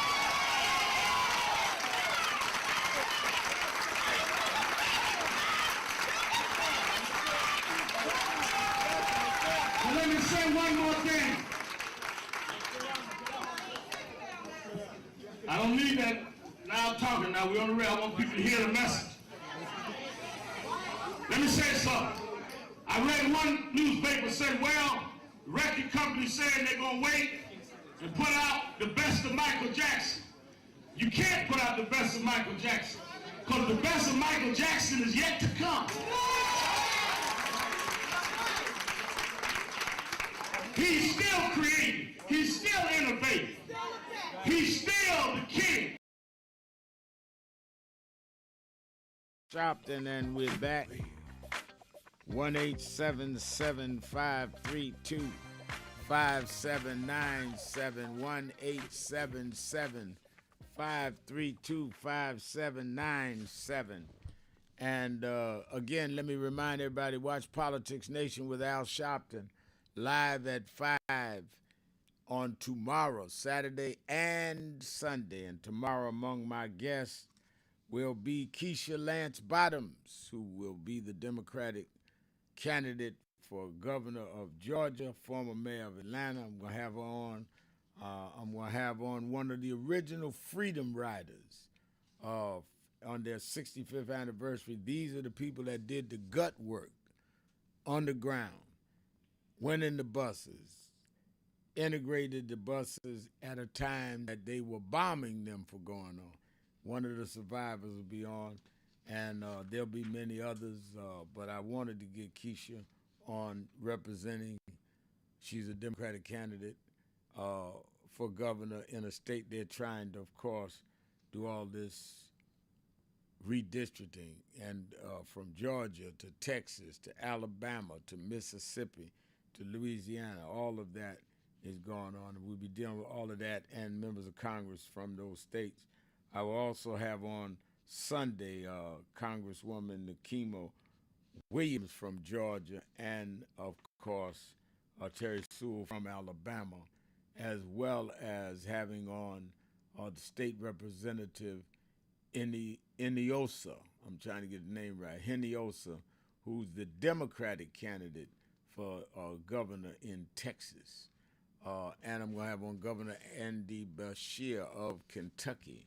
And Andy Beshear leads the National Conference of Governors and is rumored to be thinking about running for president of the United States. And he was at our convention and was well received. I'll put it that way. For somebody we didn't know that well, he was pretty well received. All right, let's go back to the phones. It's Exhale Friday. Let's go to Brian, Disco Brian in Philadelphia, Pennsylvania. Happy Exhale Friday, Rev. I have some good news, I guess, from Vermont. Senator Bernie Sanders finally posted on Instagram his opposition to the SCOTUS ruling against the Voting Rights Act. So that's good, I guess. The vote was decided April 29th, and it only took Bernie 12 days. He posted his opposition on Monday on Instagram. So I'm glad he finally said something, but Rev, he posted what now? His opposition. Yeah, he posted his opposition to the SCOTUS ruling, which again was April 29th, and he posted SCOTUS ruling on what? On Instagram. Against the Voting Rights Act. Okay, all right. Yeah, so again, it only took him 2 weeks, and I'm just wondering why it would almost take 2 weeks. Why did it take public pressure from CBC Executive Director Vince Evans, Antoine Seawright, you and I, and others famous progressive in America to speak clearly on one of the biggest attacks on black political power in modern history? And Rev, with all major respect and love to Ray, I wanted to clarify something. Ray suggested that maybe Senator Bernie Sanders would naturally be for DEI, and that set off, something in my head. And I have been here at the computer. I went back and I found the transcript from Bernie's last time as a guest on Bill Maher's show, which really troubled me when I watched it. The other guest on that show was the comedian and I believe now convicted rapist and cult leader, the British actor Russell Brand. It's from March 4th, 2023, and it proves that Bernie's support for Black America is nothing. Your voice is drifting back. I don't know if you moving. I'm sorry, Rev. Let me get that better. Yeah, much better. I am so sorry. I had it on speaker. Okay, I won't do that again. Yeah, I just wanted to correct Ray and anybody who's thinking that Bernie would naturally be pro-DEI. Here is the transcript. It's quick. But, Rev, before I read it, just so we're clear here, Rev, if you can remember back to March of 2023, did you know at that time what DEI stood for? No. In 2023, you did know what DEI. I mean, you knew that DEI stood for diversity, equity, and inclusion. No, right? If you mean that did I know what the term was being used? Yes. Do I know what they tried to spin it into? No, they tried to spin it 50 different ways. DEI, the first time as a slogan, came in 2020 during the aftermath of George Floyd. But everybody tried to use it the way they wanted to use it. In many ways, we were on the forefront of DEI even coming to the George Floyd movement. So, yeah, I knew that it was out there. I knew what we intended with diversity, equity, and inclusion. But I knew some right-wingers and some progressives was using it totally different than how we started it. Right, Rev. And at the time, I think you informed me, you and Miss Crenshaw, who just put out a book, a brilliant book. I think I learned from, Black elders what the difference between equity and equality was. Right. But here's the thing, Rev. Here is the transcript of their little chat that came up. So again, this is directed to Ray and anyone else who might think, Bernie Sanders is naturally inclined to support Black Americans. Bill Maher says, quote, I think this word equity has come into the language in the last few years. And before that, we didn't hear it a lot. I think a lot of people hear equity and they hear equality like it's the same word. It's not the same word and the same concept. So how would you, he asks Bernie, differentiate between equity and equality? And here's what Bernie said, which shocked me at the time, Rev. Quote, well, equality we talk about, I don't know what the answer to that is, come to think of it. And Mar goes, equity, I think, is more of a guarantee of outcome, is it not? Bernie says, I think so. So Mar says, okay, side do you come down on? Bernie says, equality. Mar goes, equality? Bernie says, yes. So again, Rev, I don't know why I'm a nobody, right? And I cared enough after George Floyd to learn about the importance of why DEI is important. And it breaks my heart because, Rev, I supported Bernie in 2016 and 2020 in the primaries. It breaks my heart that he was so disinterested in learning what I was learning from you and Black civil rights leaders that he couldn't even defend it when he was sitting there with Bill Maher. So that's my thought for today, Rev. I just, I don't know what, if you want to. No, I think that, again, we cannot be duped into any support of anybody or any group or any political strain that does not support our interests. And I am not, some would define what we do as progressive, some would define it as centrist. I could care less what you define it as. It's going to be our interest. And I think that the best way I could say is, and I tell this to a lot of my so-called progressive white friends, is that we were not looking for a better slave master. We were looking for freedom. So I don't care whether you call yourself a progressive slave master or a MAGA slave master. I want to be free. You can't call my shots. I want equity and parity based on what we are in this country. And if that ain't progressive enough for you, then call it whatever you want to call it. But that's what I'm fighting for. And it's just that simple. And see, what I think that they do not with, Brian, is that if we are the consumer base of many of these corporations, that when we say, fine, if you market, every corporation has a marketing strategy. If you market and know that 15, 17% of your gross is coming out of the black community, for me to say that we ought to have equity in executive positions and board seats and all, I am focusing and prioritizing just like you are your marketing plan.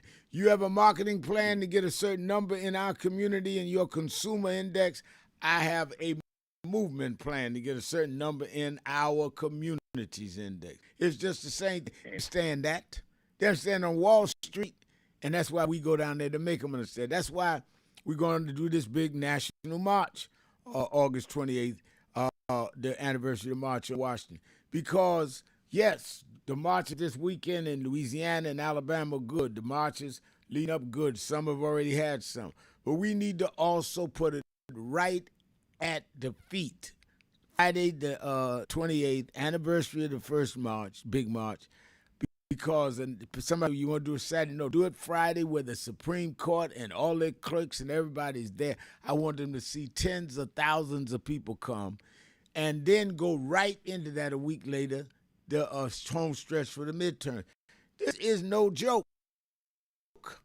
We talking about they trying to they're stripping in broad daylight black congressional seats. This is not a joke, and this is not about who you like, who you don't like, what group you're a member of.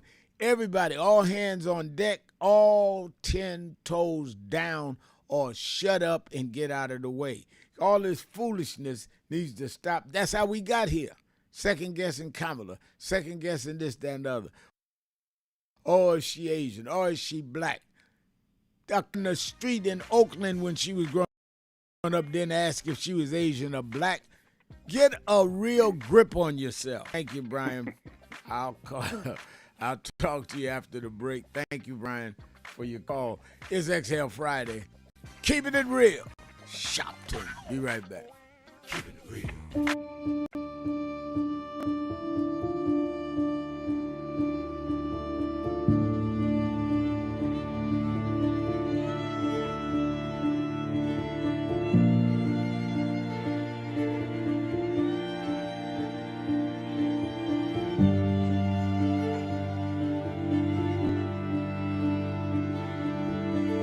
Robin Culp used to do a show with Bill Cosby, I Spy, and he did a documentary on breadbasket, Robin Culp. Oh, wow. You need to see that documentary. It's great. Absolutely. I lived this. I didn't read this. I lived it. I was there. You're true to this. I'm true to this. Not new to this. I ain't new to this.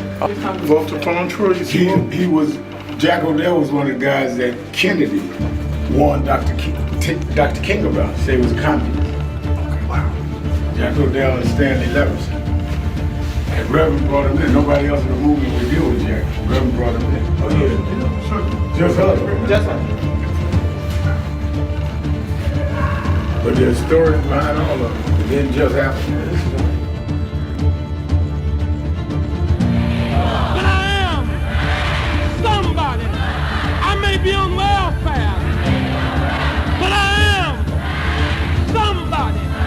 I may be in jail, but I am somebody. I may be an educator, but I am somebody. I am black, beautiful, proud. I must be respected. I must be protected.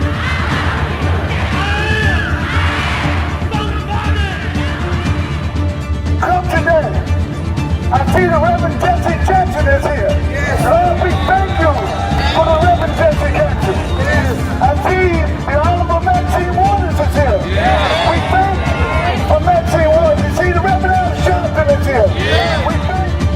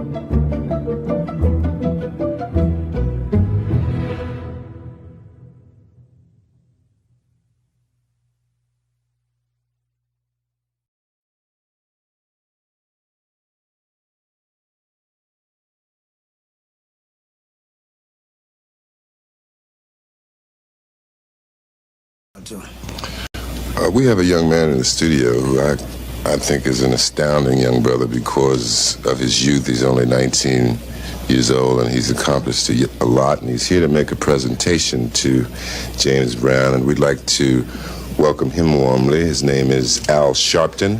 How about it for Al Sharpton? Al is the national director of the National Youth Movement Incorporated. Right, Al? That's right. And what do we have here? Well, we come to break tradition. We know that in the recording industry that they give a gold record to those that achieve a million seller. But we view your million seller payback as a black record because it is relevant and says many of the things that young blacks have tried to say and could not musically express in our own little way. And we feel the payback is sort of like the theme song of Young Black America in 1974. Yeah.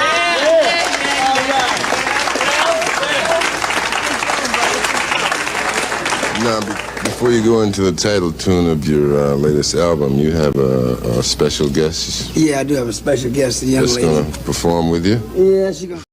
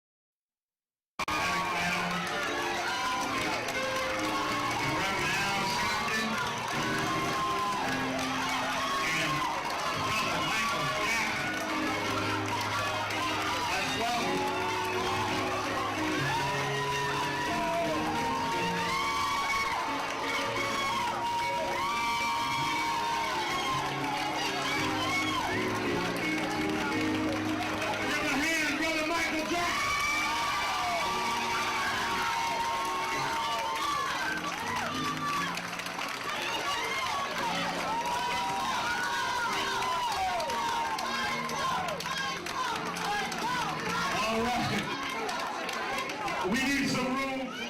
All right, hold on.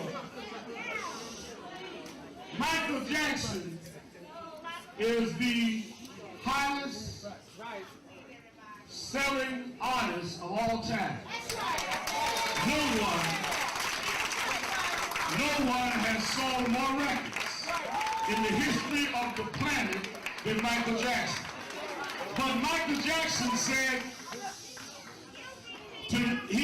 to us, he did not want to just raise the issue of what's happening with him. He said that artists all over the world need people to stand up and protect their rights. And he said, Reverend, if we're going to stand up, if it's for all artists, I'm there.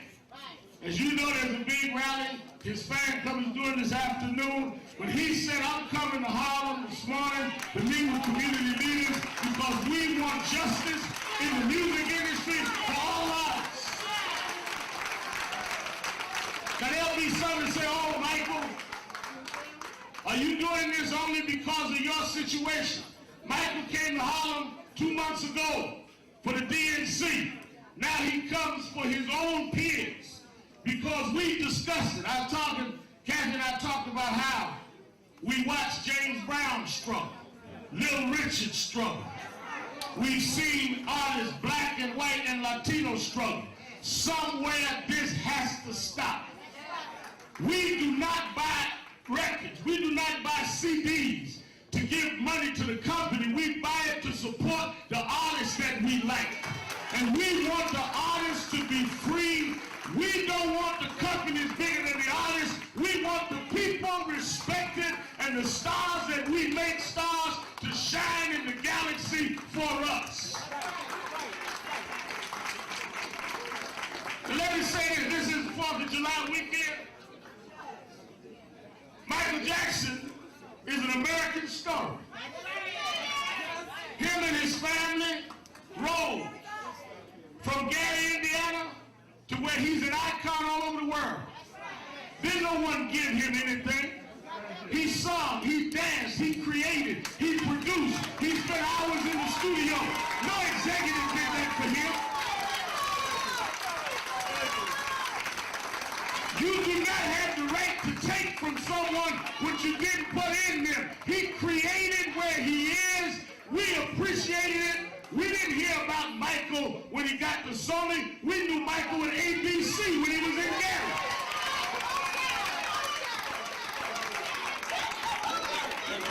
They got thrilled when he did Thriller. We was already thrilled. We were already off the wall. And we coming off.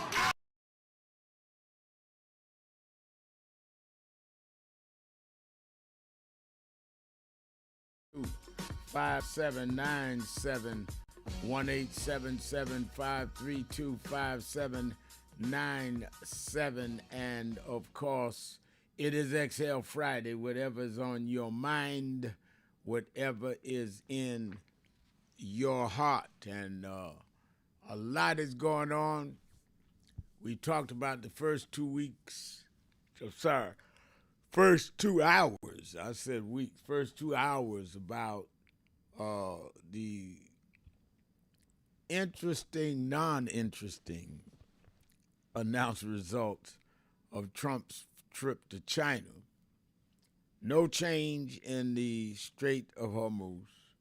No change in whether there is going to be a confronted, by China anyway, move against Iran continuing what they're doing.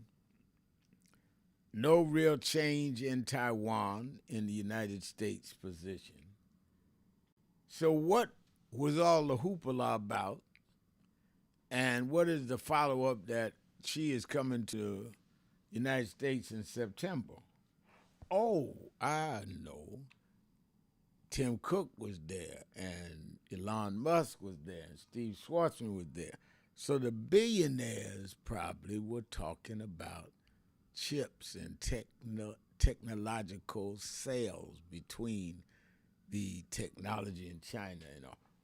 That's who Trump took. And that's who obviously benefited from the trip. And Cedric Cooper saying the talks about the war was a smokescreen in China. There was behind-the-scenes dealing going on unknown to us, which really was the objective. That's why Elon was part of the entourage. I couldn't have said it better. Cedric hit it right on the head. If you are looking at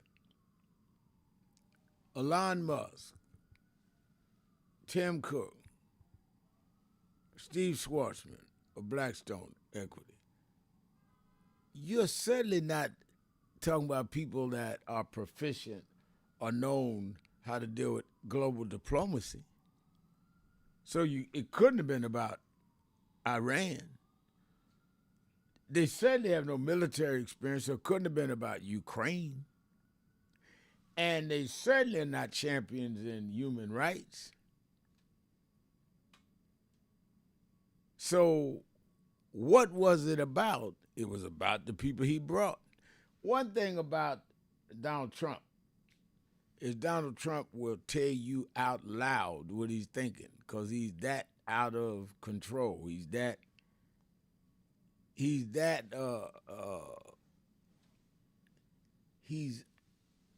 unyielding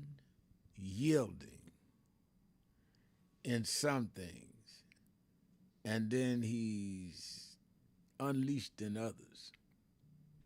And you just wait long enough, he'll tell you exactly what he thinks. Like when he was getting on that helicopter up there and say, "I'm not thinking about Americans' financial status." That was the real him. He wasn't thinking about it. Let's go to the phones. It's Exhale Friday, 1-877-532-5797. Let's go to Daryl in Washington, D.C. Daryl. Hello. Hello there. Reverend Al? Yes. How are you, man? First of all, I want to congratulate you for National Action Network and work that you've been doing for over 70 years to help our communities. I don't know if you know the name Father Grappi. Yeah, I go out back. of Milwaukee, I go back to that era. Yes, I go Wisconsin. back to that era of civil rights and activism, and that's how I started. And you were down there. So was Jesse, and so was Martin. Okay, what I'm getting at, Al, is some action steps that we can take. First of all, don't nobody celebrate the 250th anniversary of this country because they killed a lot of it. They wiped out a civilization. Yeah. They slaved us, and there's no celebration here. Of the Constitution that's supposed to make us 5/5 was a lie. They still was hanging us and hanging their, and this is very serious. There's symbolism and what they were doing to us all of this time. And so generations go by and they wipe out civilizations and we tend to forget. And we cannot forget what they have done to us, to our ancestors, hands down. We can't celebrate them stealing the country and treating people the way they do. The new word for Negroes is immigrants. The rule is if you got 1% of this black blood in you, you're black. Right. It's not a black problem no more. This is a world problem. The United States has been exposed by Donald, but he's the same as George Washington. He's not even half as vicious as Washington or Jefferson or any of these other guys. So with the action steps is being non-participatory in their events, their holidays. We can't do that. What we need to do is create our own holidays like that march you were talking about in August. And that march needs to promote some new action steps we need to take. I don't know if you've been watching your board, but I've been spamming it up with Techno Rangers and the Technocracy Party and Techno Rangers use their own smart bank controlling the beat money world. I've been really trying to get at you, Al. I wanted to go to your convention. I wanted to go to Jesse. I flew in from Hawaii for Jesse, but I didn't make it, and I didn't make your convention. But I'm on my way to meet you, and I want to learn what you know. And then once I learn what you know, I want to learn from you too. So make sure you get with me because we need to be able to I'll lay make all sure I that get out. with you. All right. Thank you. We need. Thank you for your call. I love it. That's the kind of call I like. Let me go to Raj in Cleveland, Ohio. Raj, you're keeping it real with Al Sharpton on XL Friday. Yeah, thanks, Rod. A lot of these, I heard the caller once said about a lot of these MAGAs, black MAGAs was whatever percentage it was, they were locked in. They're gonna always be locked in the Trump stuff, but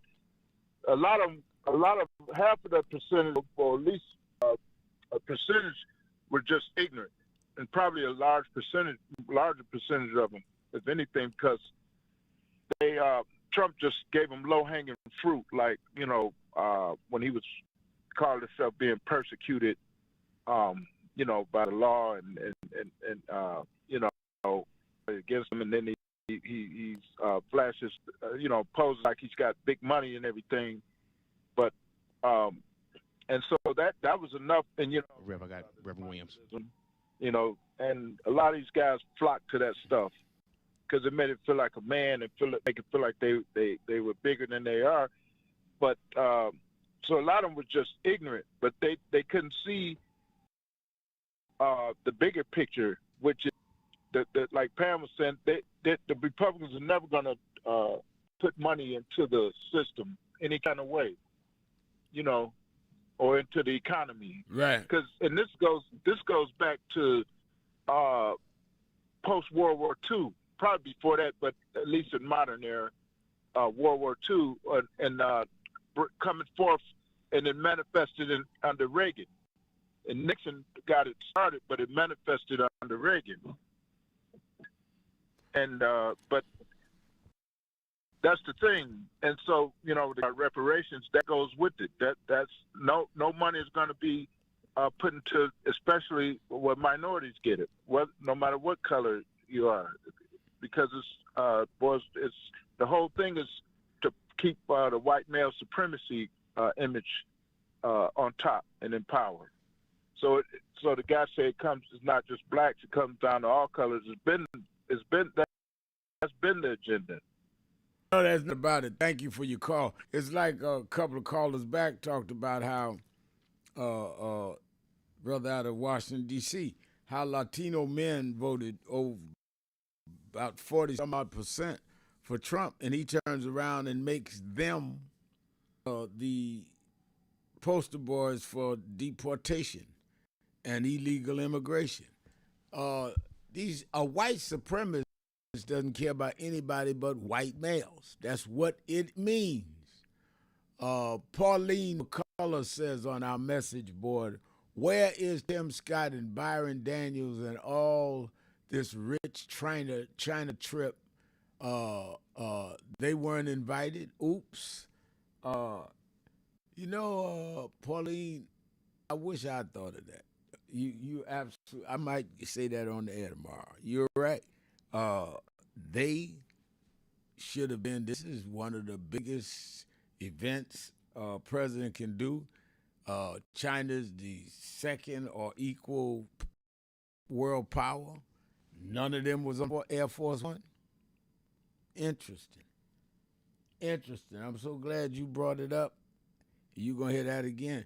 Because, all these trips, I've been on Air Force One. Joe Biden brought us about 4 or 5 members of the Congressional Black Caucus, and Mark Morial and I down to Texas with him on Air Force One when he made the speech at the Lyndon Johnson Memorial Library, and said that in that speech that we need to expand not only voting rights, but expand the courts, that we need to change the makeup of the Supreme Court.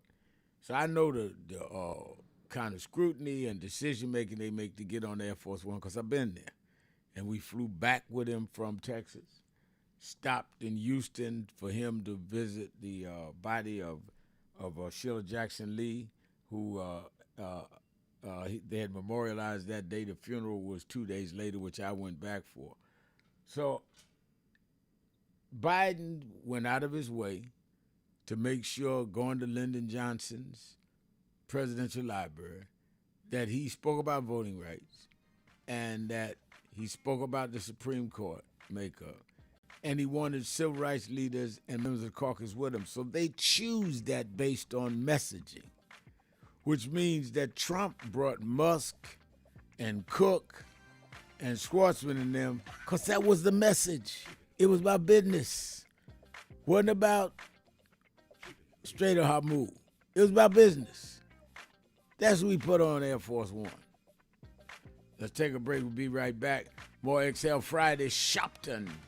Keeping it real. Be right back.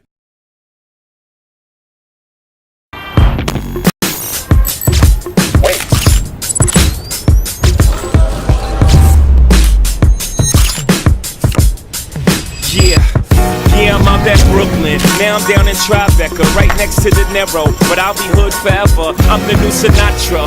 And since I made it here, I can make it anywhere. Yeah, they love me everywhere. I used to cop in Harlem. All of my Dominicanos right there up on Broadway. Pulled me back to that McDonald's. Took it to my stash spot, 560 State Street. Catch me in the kitchen like a Simmons whipping pastry. Cruising down A Street, off-white Lexus. Driving so slow, but BK is from Texas. Me, I'm out that Bed-Stuy, home of that boy Biggie. Now I live on Billboard, and I brought my boys with me. Say what up to Tata, still sipping my top. Sitting courtside, Knicks and Nets give me high five. I be spiked out, I could trip a referee. Tell by my attitude that I most definitely from.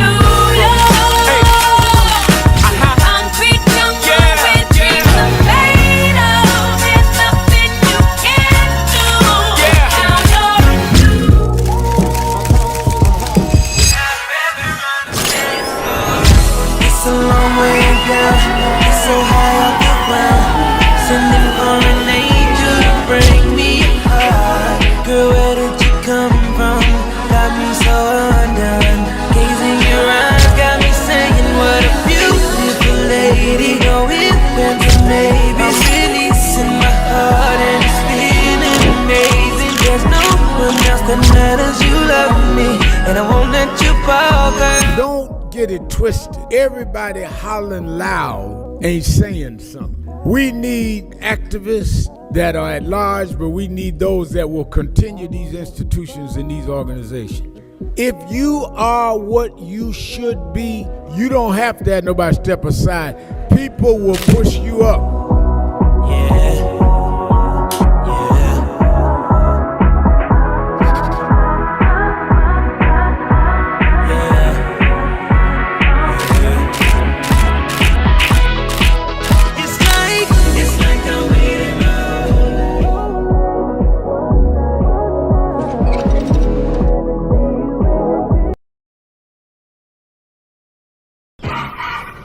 want to talk to you.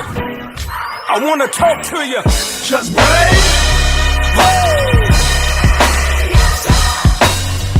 I believe that. Good morning, everybody. I hope the coffee has kicked in by now. I want to start by thanking your leader, the Reverend Al Sharpton, and everyone at the National Action Network for 35 years of standing up for civil rights and opportunity for everyone. And I couldn't be more grateful for the way that you have blessed the lives of so many, including mine.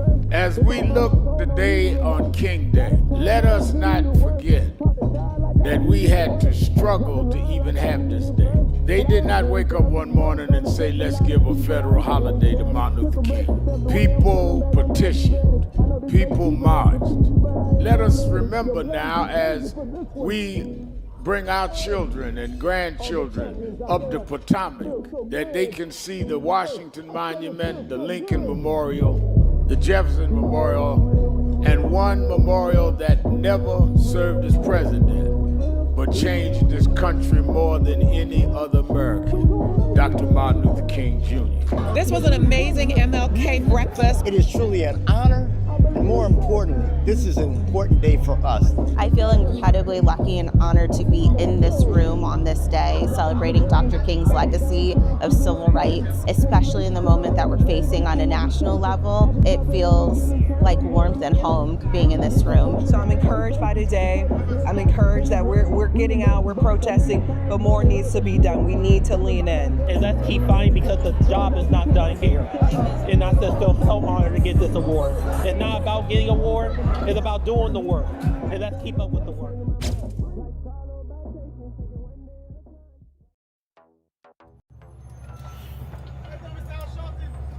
How you doing?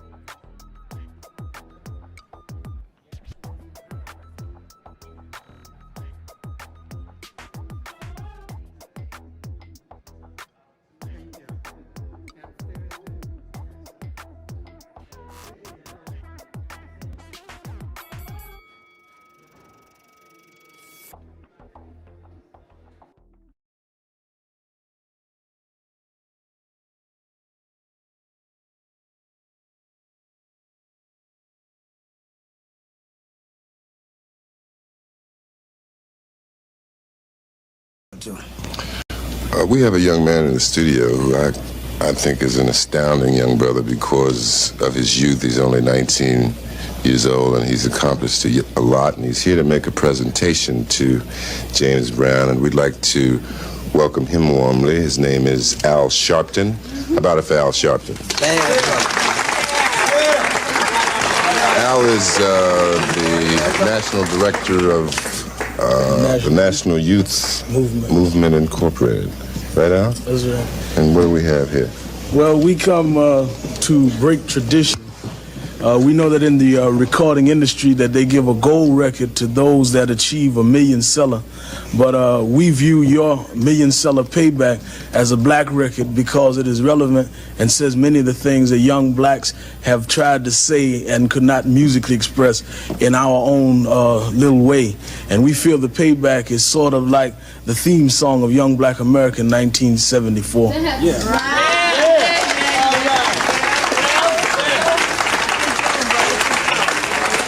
Now, before you go into the title tune of your latest album, you have a... Keep hope alive. Keep hope alive.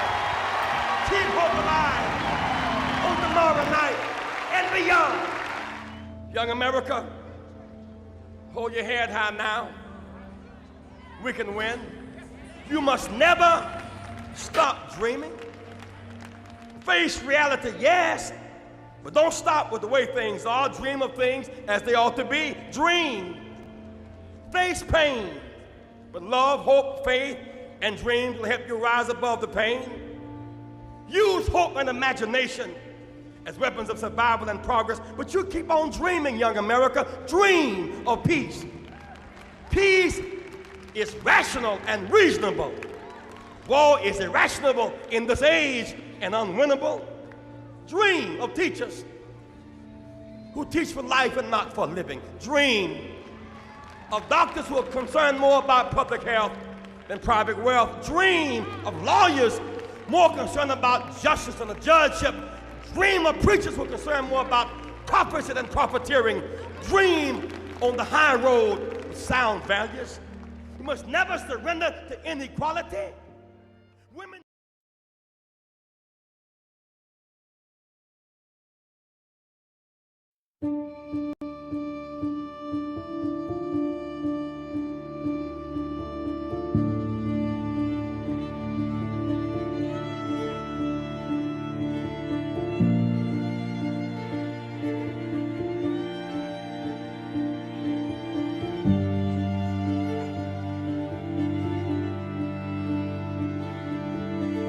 Robert Culp used to do a show with Bill Cosby, I Spy, and he did a documentary on breadbasket, Robert Culp.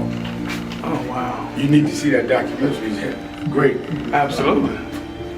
I lived this. I didn't read this. I lived it. I was there. You true to this? I'm true to this. Not new to this. I ain't new to this. Vote to phone Troy. He was, Jack O'Dell was one of the guys that Kennedy warned Dr. King about. Say he was a communist. Wow.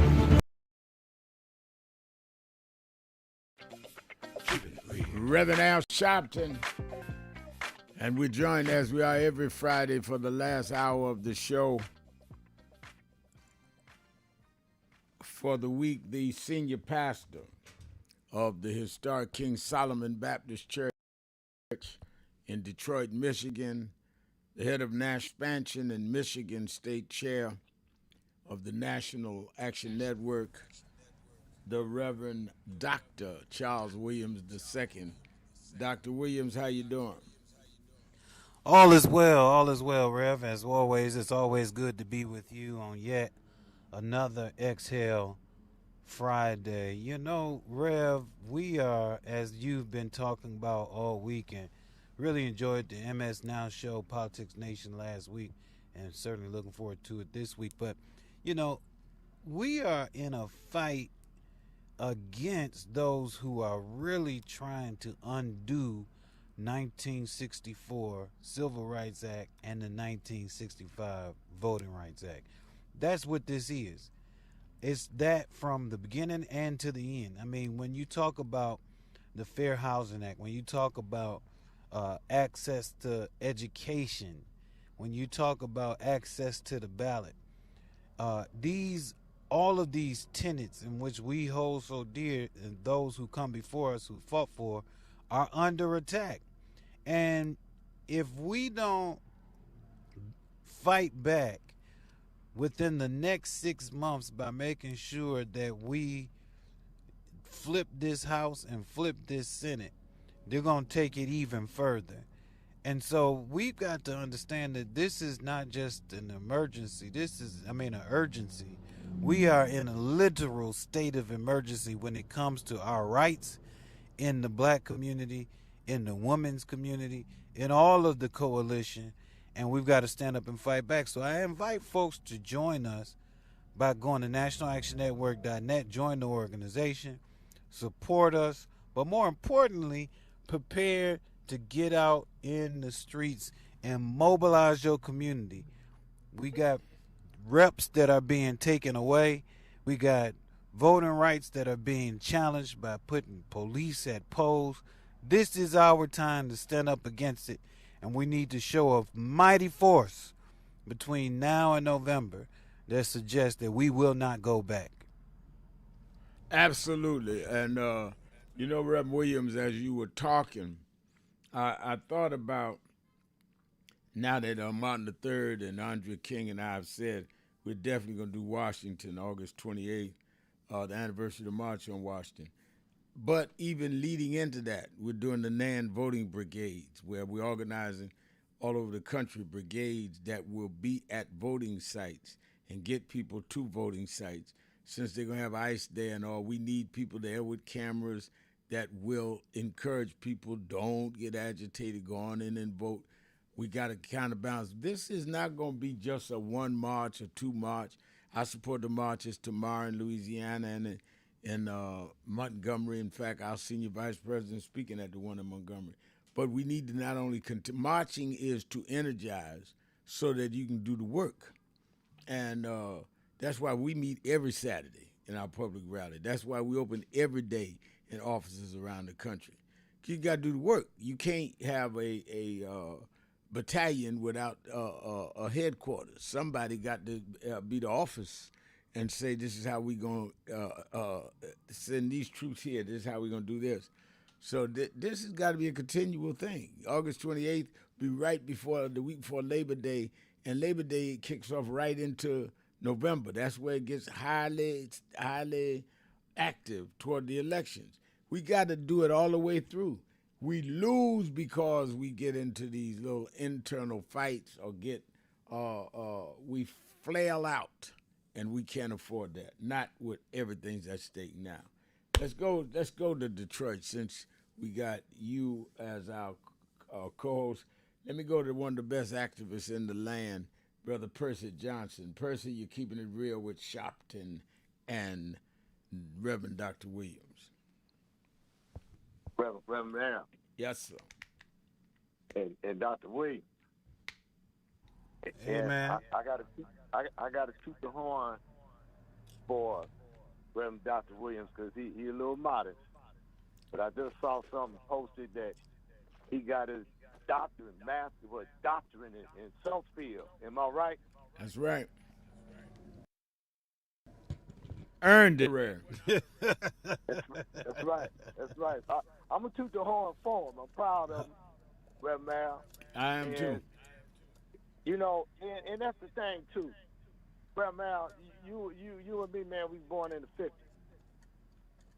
And to work around the generation that's younger than us, Reverend Williams, I think he in his 40s, and I'm in it with a group of that I sit at the table with almost 60 hours a day, where we are and they in their 20s or 30s, and they are seriously like right now we strategizing going to the Capitol on the 21st, 3 buses strong.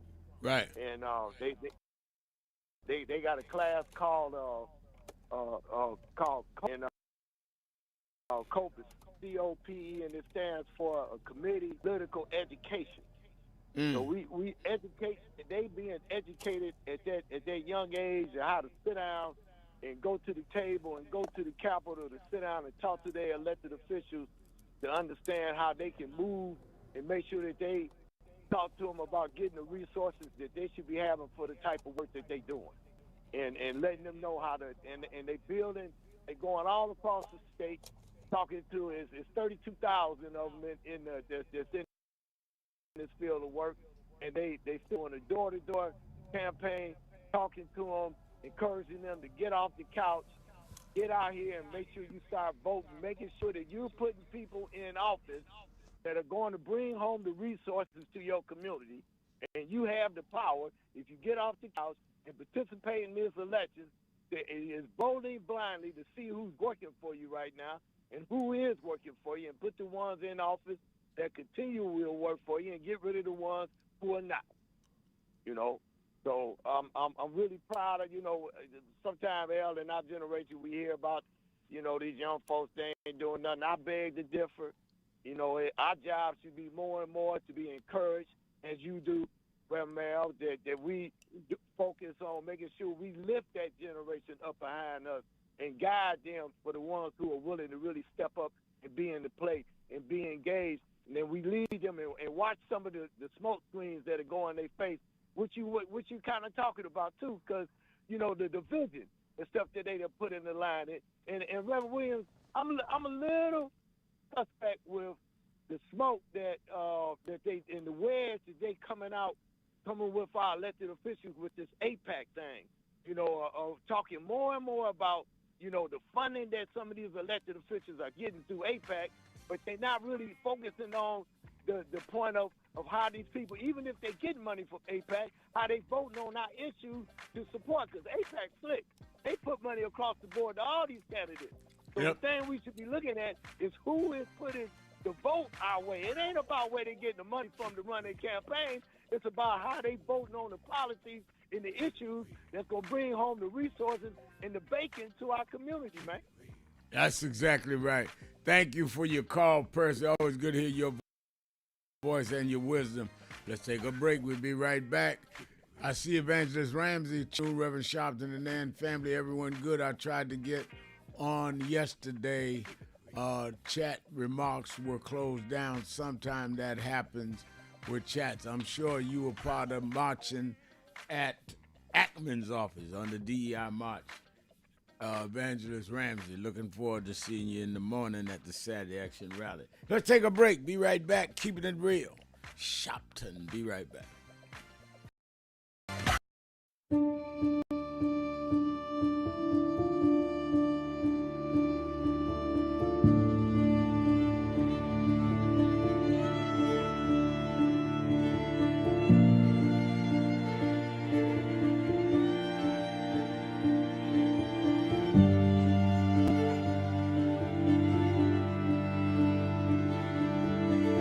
Robert caught me still show with Bill Cosby, I Spy, and he did a documentary on breadbasket. Robert caught.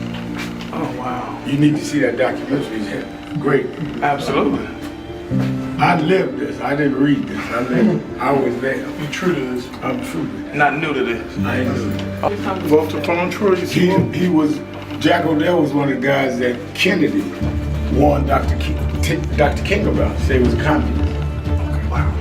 Jack O'Dell and Stanley Levinson. And Reverend brought him in. Nobody else in the movement would deal with Jack. Reverend brought him in. Oh yeah, sure. Just us. Just us. But there's stories behind all of it. It didn't just happen. But I am somebody. I may be on welfare, but I am somebody. I may be in jail, but I am somebody. I may be an educator, but I am somebody. I am black, beautiful, proud. I must be respected. I must be protected.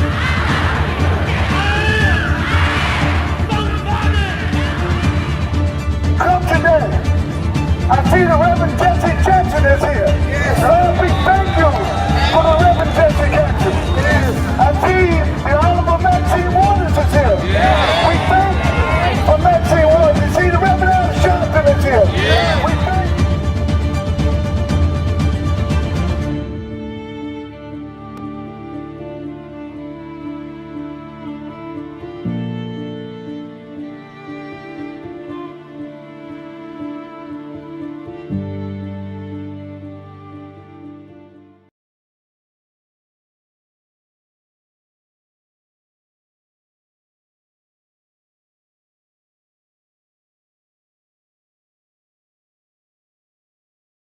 Keep hope alive.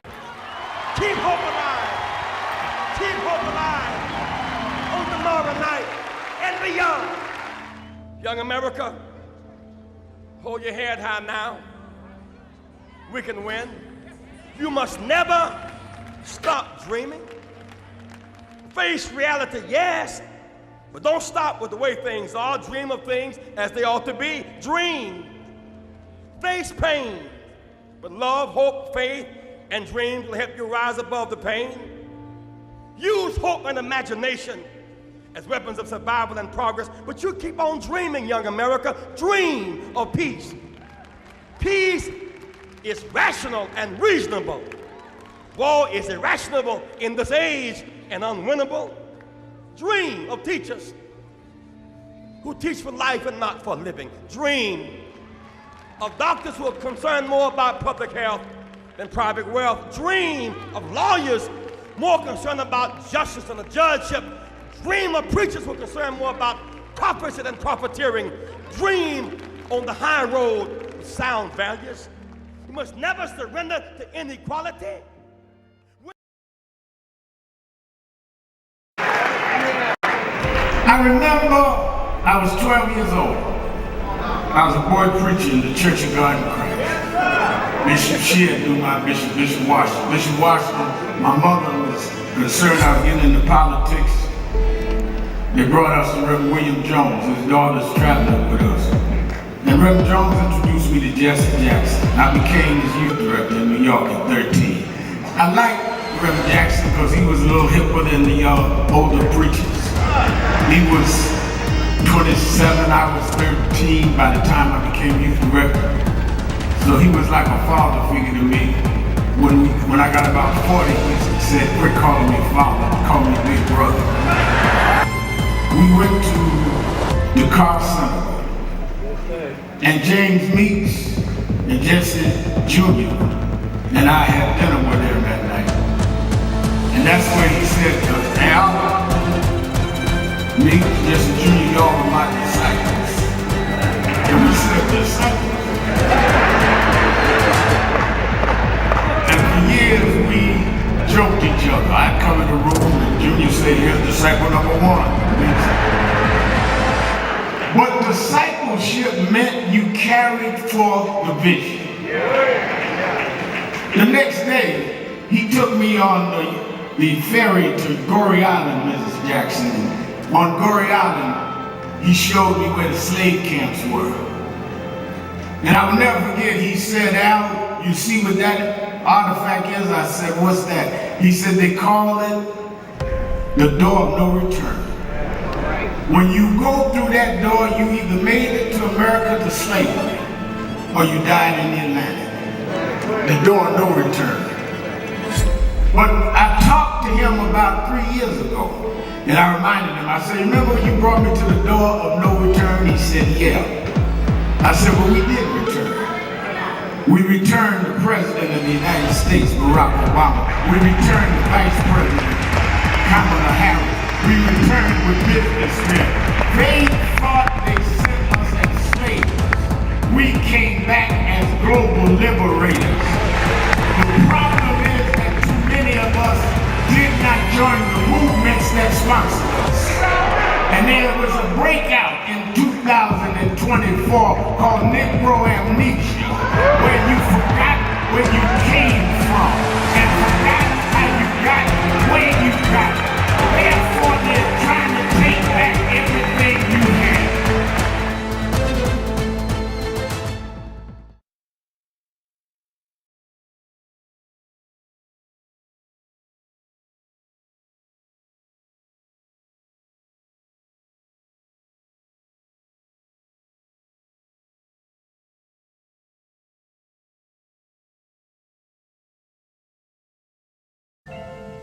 Thank God I was blessed to have both in my life.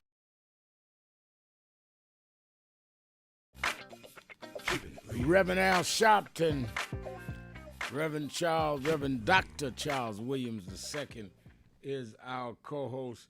Don't forget, by way of announcements, you really, really, really, really need to watch Politics Nation this weekend, both tomorrow, Saturday, and Sunday, 5 p.m. Eastern Time on MS Now.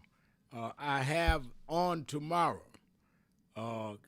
Keisha Lance Bottoms, who just won the primary to be the Democratic candidate in Georgia for governor. I want to hear what she has to say. She was mayor of Atlanta, many of you knew her. Black woman running for governor, reminds us of Stacey Abrams. What's going to be different? I'm going to talk to her about that. I'm also going to have one of the original Freedom Riders, who they're celebrating their 65th anniversary. Many of them paid the price.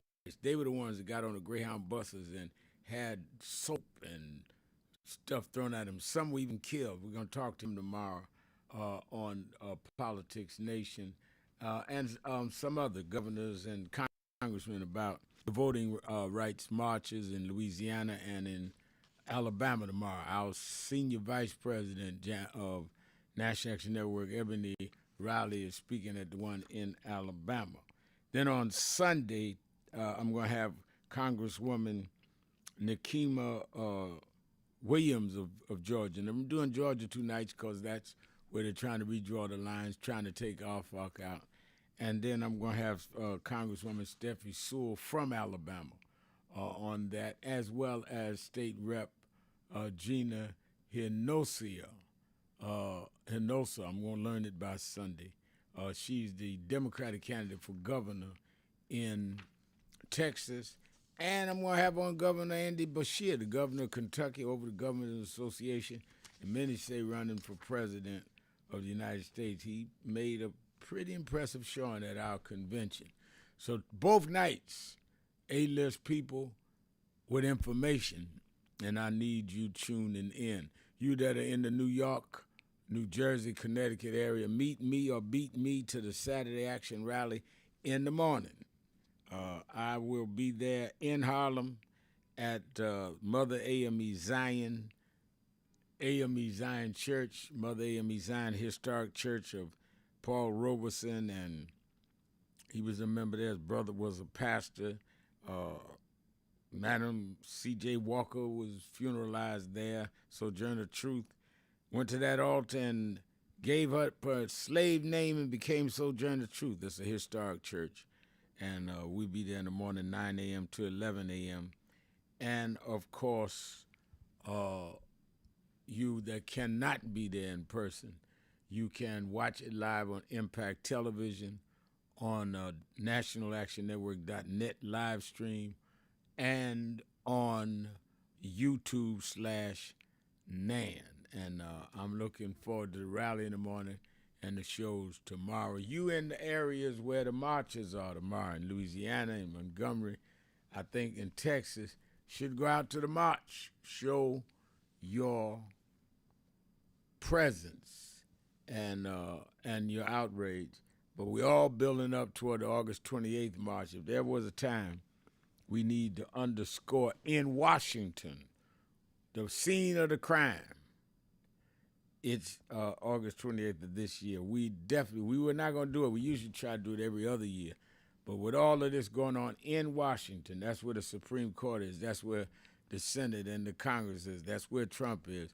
We need to start saving now to get there. Meet me in Washington. Start getting ready to get on the buses. We are going to right to the seat of where they do all of this. Reverend Charles Williams, Reverend Dr. Williams, what's going on at Detroit National Action Network in the morning? Tomorrow, 10 a.m. at the historic King Solomon Baptist Church. Of course, we're going to be having the National Action Saturday Action Rally in Michigan Saturday Action Rally. Certainly, we will be dealing with organizing our voter brigades, as well as we want folks to prepare to get their pledges ready for our national headquarters.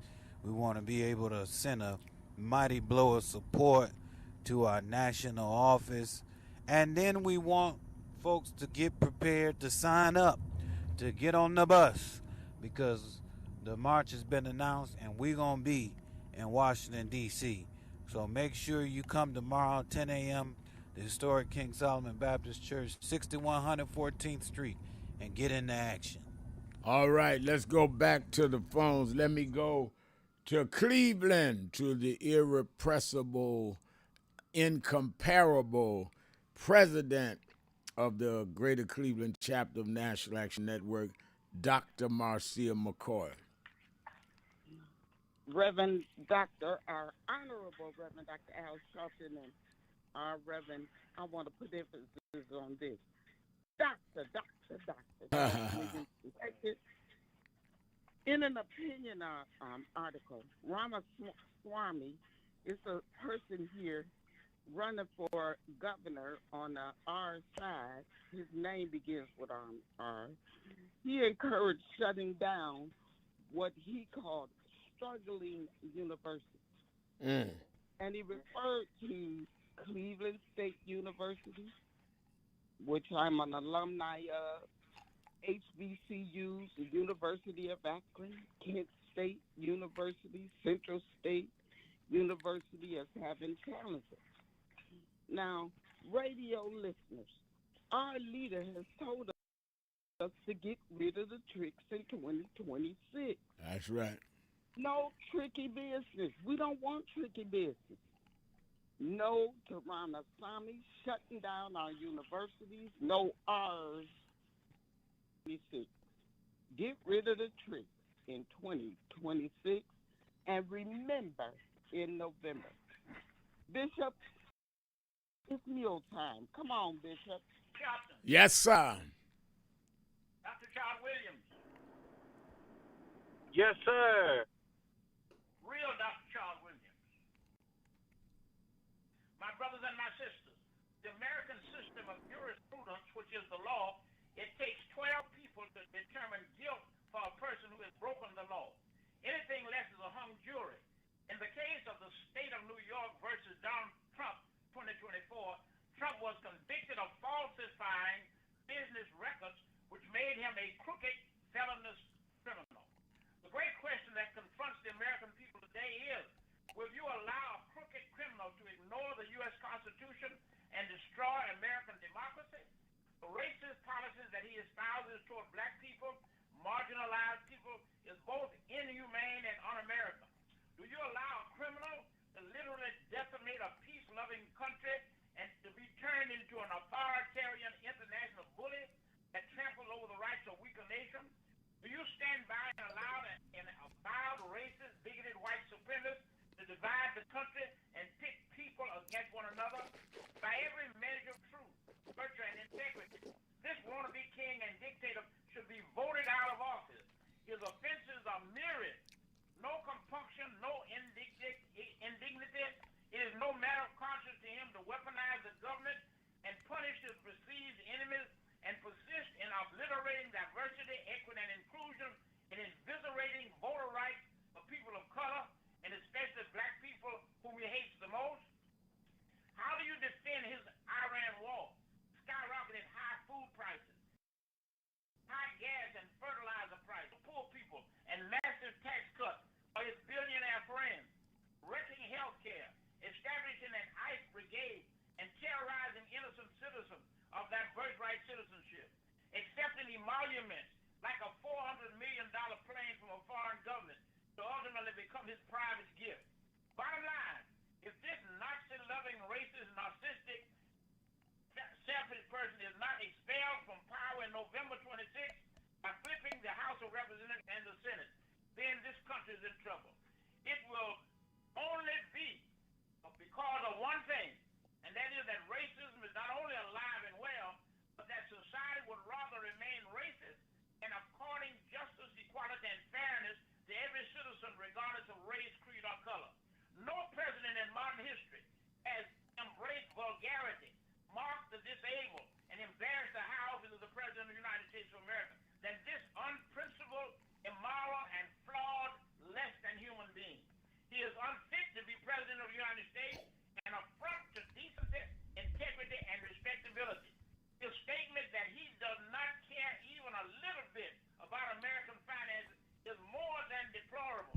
It is imperative, Dr. Sharpton, it is imperative, Dr. Williams, that we block his drive to be a king and a dictatorship in America. This racist, bigot Donald Trump is a threat to all mankind. Thank you, Doctor. Thank you. Always vote. Always vote. Often vote, vote, vote. Remember, ditto, Bishop. All right. Thank you, Bishop, and thank you to Marcia McCoy. And I see on the message board some of y'all, Tricia saying that she got tired the last March. She had to ride back. So get ready for this one this year, because it's more important than ever. I see Happiness Donut saying, tune in to Nicole Wallace today. Reverend Sharpton said it. He's about to go on. Yeah, I'll be on about 5:30 Eastern time on Nicole Wallace. And then, of course, on Politics Nation tomorrow and Sunday, 5 p.m. both times. I'm doing double duty. But at this point, we need as much airtime as we can to get our information and opinions out, because there are fewer and fewer shows. People haven't noticed that a lot of these shows are gone. I'll have Politics Nation on 15 years, August the 29th or 30th, but very few shows last that long. So support us, and I'll do other shows to get the message out. Let me thank Reverend Dr. Charles Williams II. Let me thank all of you that called in, listened in, you that called in and couldn't get through, but hung in there anyhow. Remember, whatever you do, wherever you go, however you feel, tell somebody, tell anybody. I make it easy, tell everybody. Reverend Al told you personally, keep it real. Keep it real. Whatever you do, keep it real. I'll talk to you Monday.